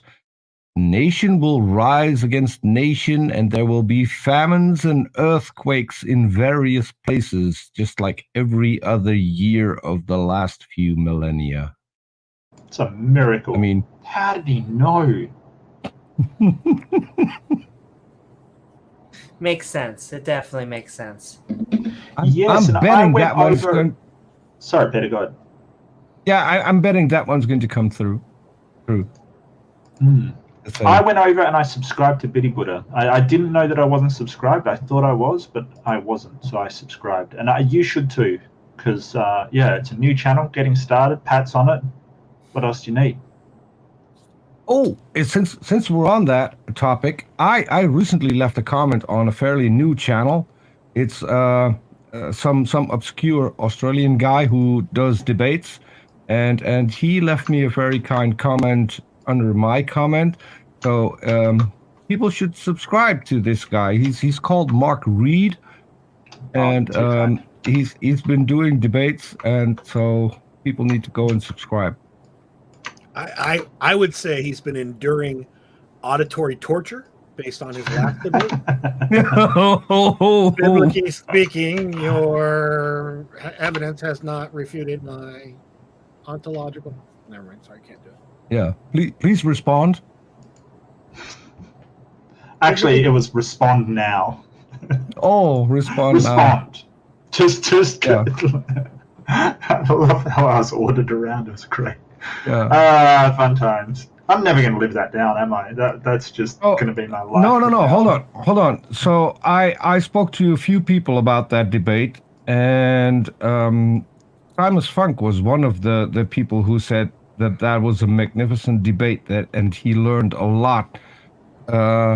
Not from the debate, but from your style and from the way you asked questions, the way where you at some point held his feet to the fire and other times let it slide, to just give him enough rope to hang himself. And that is the brilliant part of the debate, and that is why it's worth listening to. Yeah. It's cringe, but it's definitely worth listening to. Oh, thank you, Peter. You're too kind. That's wonderful. I really appreciate your support. It means so much to me. No, honestly, it really does. I appreciate everyone here and them sort of supporting me, and you're all fantastic people. I've never met anybody as wonderful as Pat and Amy and James and the audience. Dan and oh God, there's so many people here. Titan Uranus and everybody. If I missed you, I love you. Credit is due, Mark, and you do have a an awesome style of debating, and you don't let people get to you. You don't get mad. You don't let people aggravate you, and that is something that we all can learn from. No, Because Yes, we can. I want to reiterate that Mark is amazing, and we are looking for more debaters. If you're an atheist, non-believer, that is awesome. Please send me your email. But if you're a non-believer, if you are a theist, creationist, or just disagree with anything that we've been talking in many of these episodes, please contact me or James W. here, and we will match you up with a lovely skeptic. We're like a skeptic hotline, ladies and gentlemen. We just want to match you up so that you can debate me, brah. well, hold on. I once did send you a request. I've got someone who would want to debate me. If it's going to be a one-on-one, I can't do that on my channel because I have co-hosts every single episode that I'm doing, and it would be mean to just Peter, keep it would one be of those people for myself. So I have to do that on a different channel, and I would like to do that on your channel. The guy is a really nice guy, so that's why I'm also would really like to do that. He's from South Africa, and so that's a that debate sounds that good. I Do really you have a topic already? Yeah, is there good evidence for God? Gotcha. And That's he's classic. I'm all for it. he's already agreed to do that. I'm going to have him on my channel as well, but that is regarding a different topic, and for that, I'm going to have my regular co-host, but I'll also have, at least for a short amount of time, a special guest co-host, and that's going to be on Ra, because he was featured in one of the videos that proved a supernatural event. It was one of Arn Ra's experiences that he used to prove that there are things like demons. Not kidding. Well, hey, I'm all That for sounds proving demons. Sounds really interesting. Mm-hmm. I'm And not talking I about will like say, demons, like computer programs that do stuff automatically. send in love, Afro-Humanist. I absolutely do. In fact, Mark Reed's channel can be found right down here. In fact, we are sending love to all of our non-believers. They are going to give their outros because we are about to move to the end. If you do have more to say, come on down to the after show, which will be taking place in the description below. Speaking of skeptics with awesome channels, woo-hoo, that's right, baby. I'm just saying, the non-believer community does it better. We don't need to schism. We don't need to have like big debates. Oh, well, actually, it says right here that I can't mix this fabric with that fabric. And it kind of actually, you see how you are? Well, we need to have a debate about that. So, we don't need to do that as non-believers. It's fantastic. But we The could. little things. If we wanted. We could. But I doubt we're going to kill anybody over it. that sounds like a debate. Me, brah, you're going to mix those fabrics. I'm just curious, if you're going to have that debate, will there be shrimp cocktails? Absolutely, as long as you bring them. But yes, 100%. Shrimp cocktails and bacon. And speaking of debates, because once again, DebateCon also happening the 15th and 16th tickets on sale for Modern Day Debate. Because I love all the Jameses. And all right. We are, and our theist brothers and sisters. But we are moving into our outros. We have been skeptic and ranting on should we trust the Gospels to tell us the truth about Jesus. We're a little skeptical. We also are moving into our outros.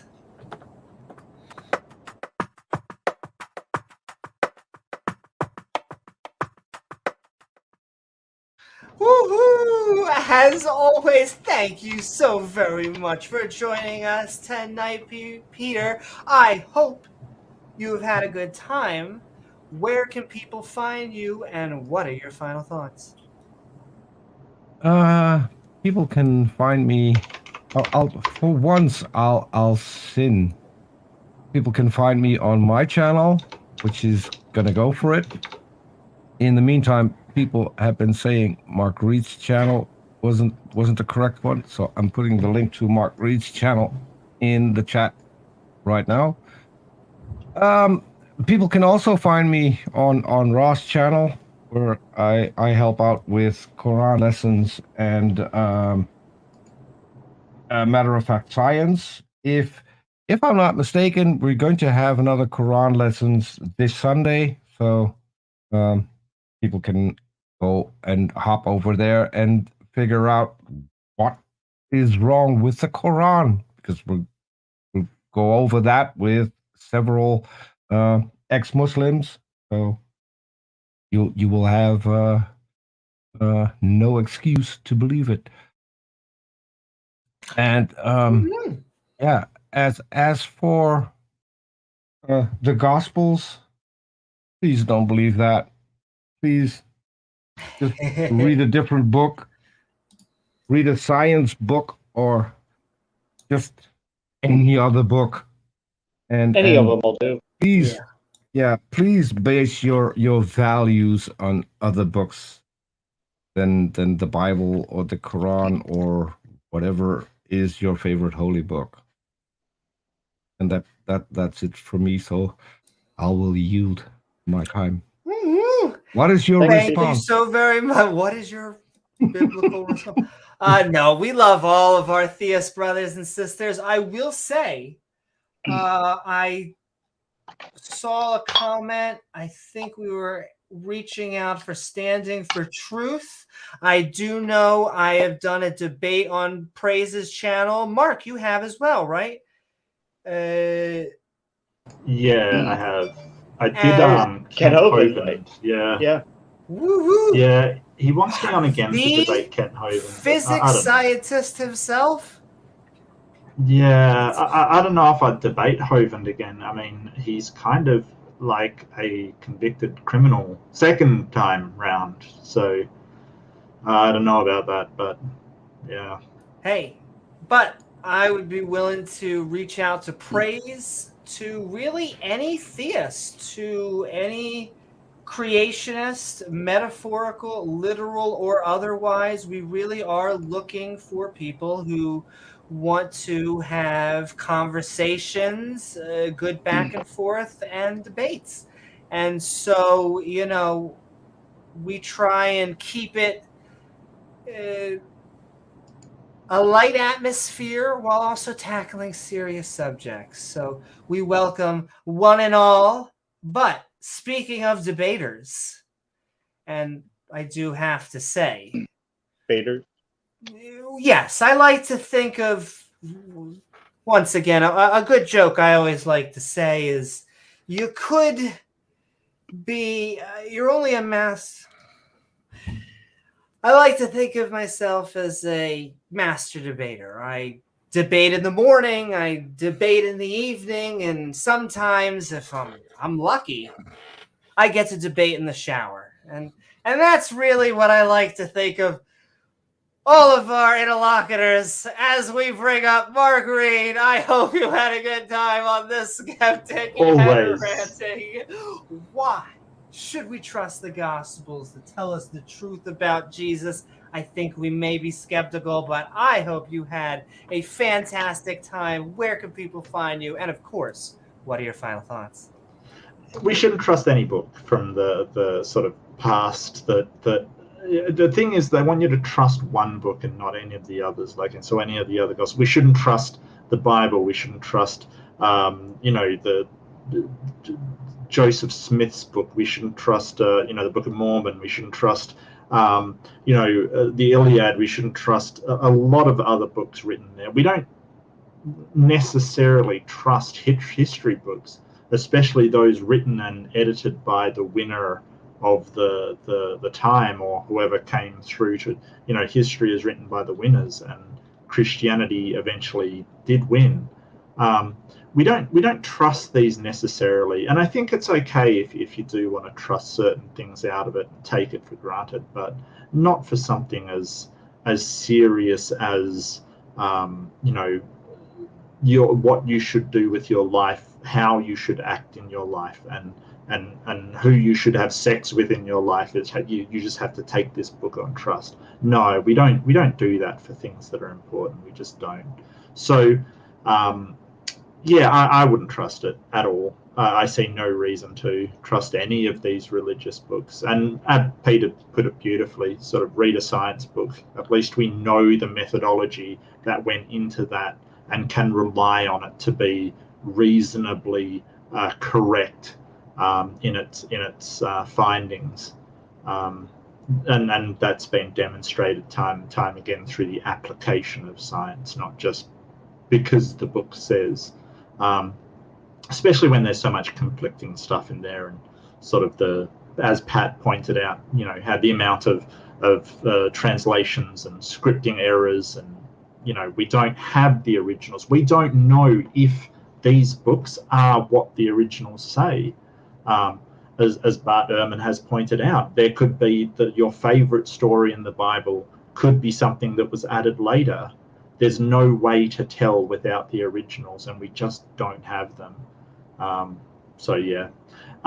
Where can you find me? I'm usually hanging around here. I've put my channel up, which I'm not, it's not a huge thing, but do subscribe if you want to. There's some debates on there that I do. If you like my style, great. I do my best to win the day for skepticism and rationality.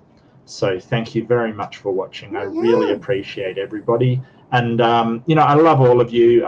Amy and James are fantastic. Thanks, Peter.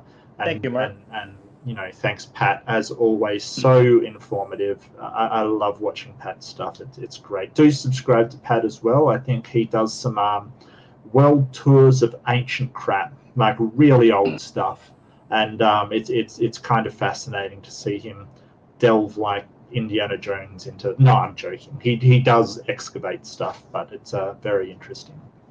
So if you do like old stuff, give Pat a look. And that's not against you personally, Pat. I'm not calling you old. I just, you know what? I'm going to stop talking because I'm just getting myself into more trouble. So thank you all. Love to be here. Thank you for a so great very time. much, Mark. And we need to get him his 100th so he can get that fancy name.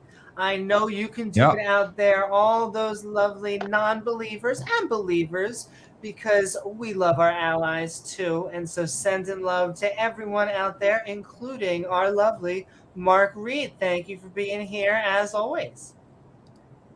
And Thank you. all right.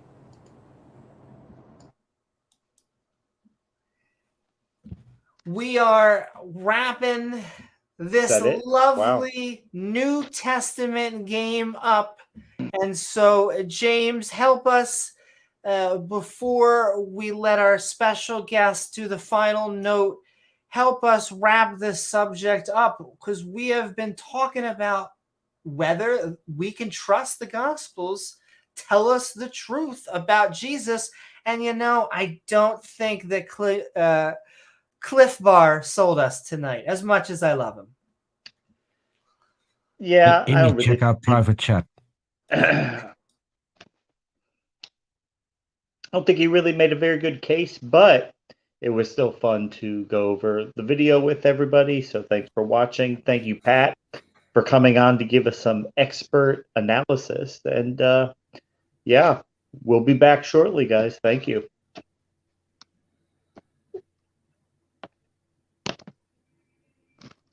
Thank you so very much, as always, James. And thank you. I thought this was a really amazing topic because, my lordy, just a I slower figured it would gish, be good for us. a Yeah. slower gish gallop is what it really was. But yes, Peter, you said you wanted to say one more thing. Yeah, I forgot. And so when you said where can people find you, that there's one video that I was part of. I was a tiny part of it because I shut up for most of the video because we had some pretty amazing guests in there, and they were doing pretty good. If people want to check out a fun video, please go to PZ Myers' channel and check out his video on Kent Hovind's video that was about Emma Thorne, but it had no sound. We just made a little bit of fun out of it. That was a lot of fun to do. And give me a second, and I'll have that up there. And subscribe to everyone in that particular video.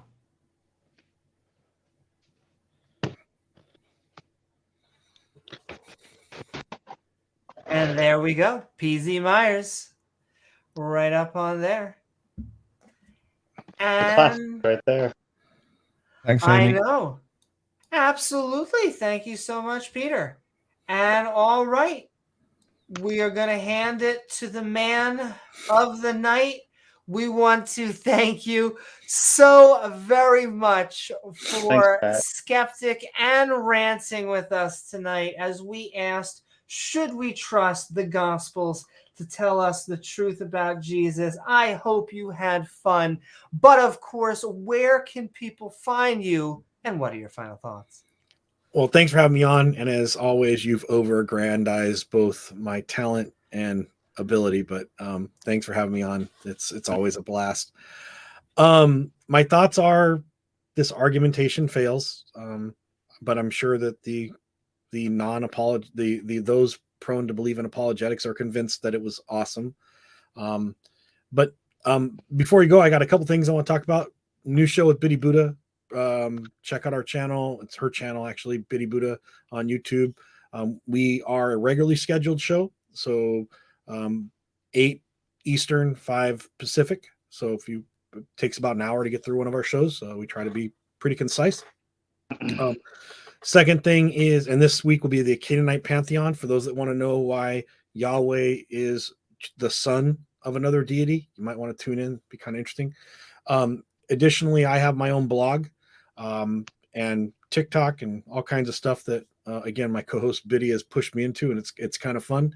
I do want to point out on the 22nd of this month, we have a debate. Myself, Dr. Joshua Bowen, Dr. Jim Majors, and Biddy Buddha and myself will be debating.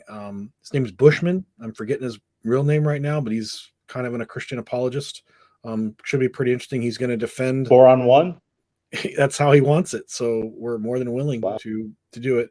Not going to kink shame anybody. Not going to, because we all have different areas of expertise, and he wants to take us all on to prove his argument. Cool. He basically started off with a challenge towards Biddy that he could convert her back to belief in God if she were to open her mind with all of the evidence he's going to provide. Can I just say that, in debate husbandry, I would generally, it goes about, maybe I'm a little biased, but 4 non-believers or 4 believers per non-believer. I like to call it the Christopher Hitchens rule of thumb, but I wish him a lot. I wish him a lot of luck.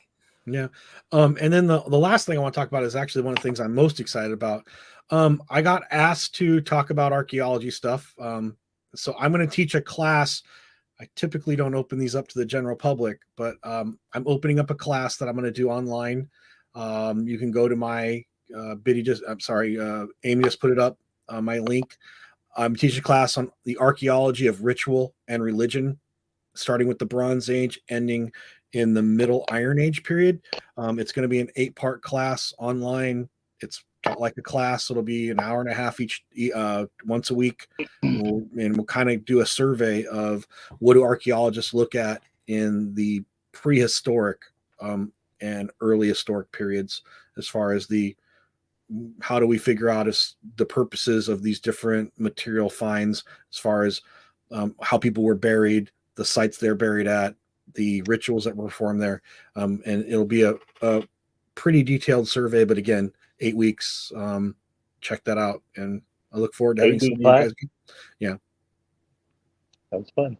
Should be pretty good. Thank you so very much, Pat. And check out that class, his blog, and their amazing, fantastic, fabulous dual show, Pat and Biddy Buddha, at Biddy Buddha's channel. It's fun. Thanks for having me. Ooh, absolutely. Thank you so much, Thank you. as always, for joining us, Pat. We needed someone to... Sometimes you gotta clear the bullshit. And it's always nice to have not only skeptics, but, people who know what they're talking people who about. actually know what they're talking about, talking within their brand of expertise. And all right, with that, I do want to say, it is very true. Sometimes you just wake up. I don't know if the hormones has suppressed it, but you wake up and your partner just sees you there, just on your phone, just going furiously. You can't help it because, they're talking about ontology and epistemology and sorry, I'm vesping already. Anyway, I hope that you all had a fun time on this episode of Skeptic and Ranting. Should we trust the Gospels to tell the truth about Jesus? And this is an airplane, by the way. Airplane. Where we had a little fun with some supposedly good news. I want to thank my co-host, James W., with our special guest host, Pat Lowinger, along with our guests, Mark and Peter, as well as the people in chat, our awesome mods who make this stream so great, and lovely viewers like you who make this channel even possible. If you enjoyed the show, please like, follow, or subscribe. Then you get access to hit that bell icon to all so you can join our live streams.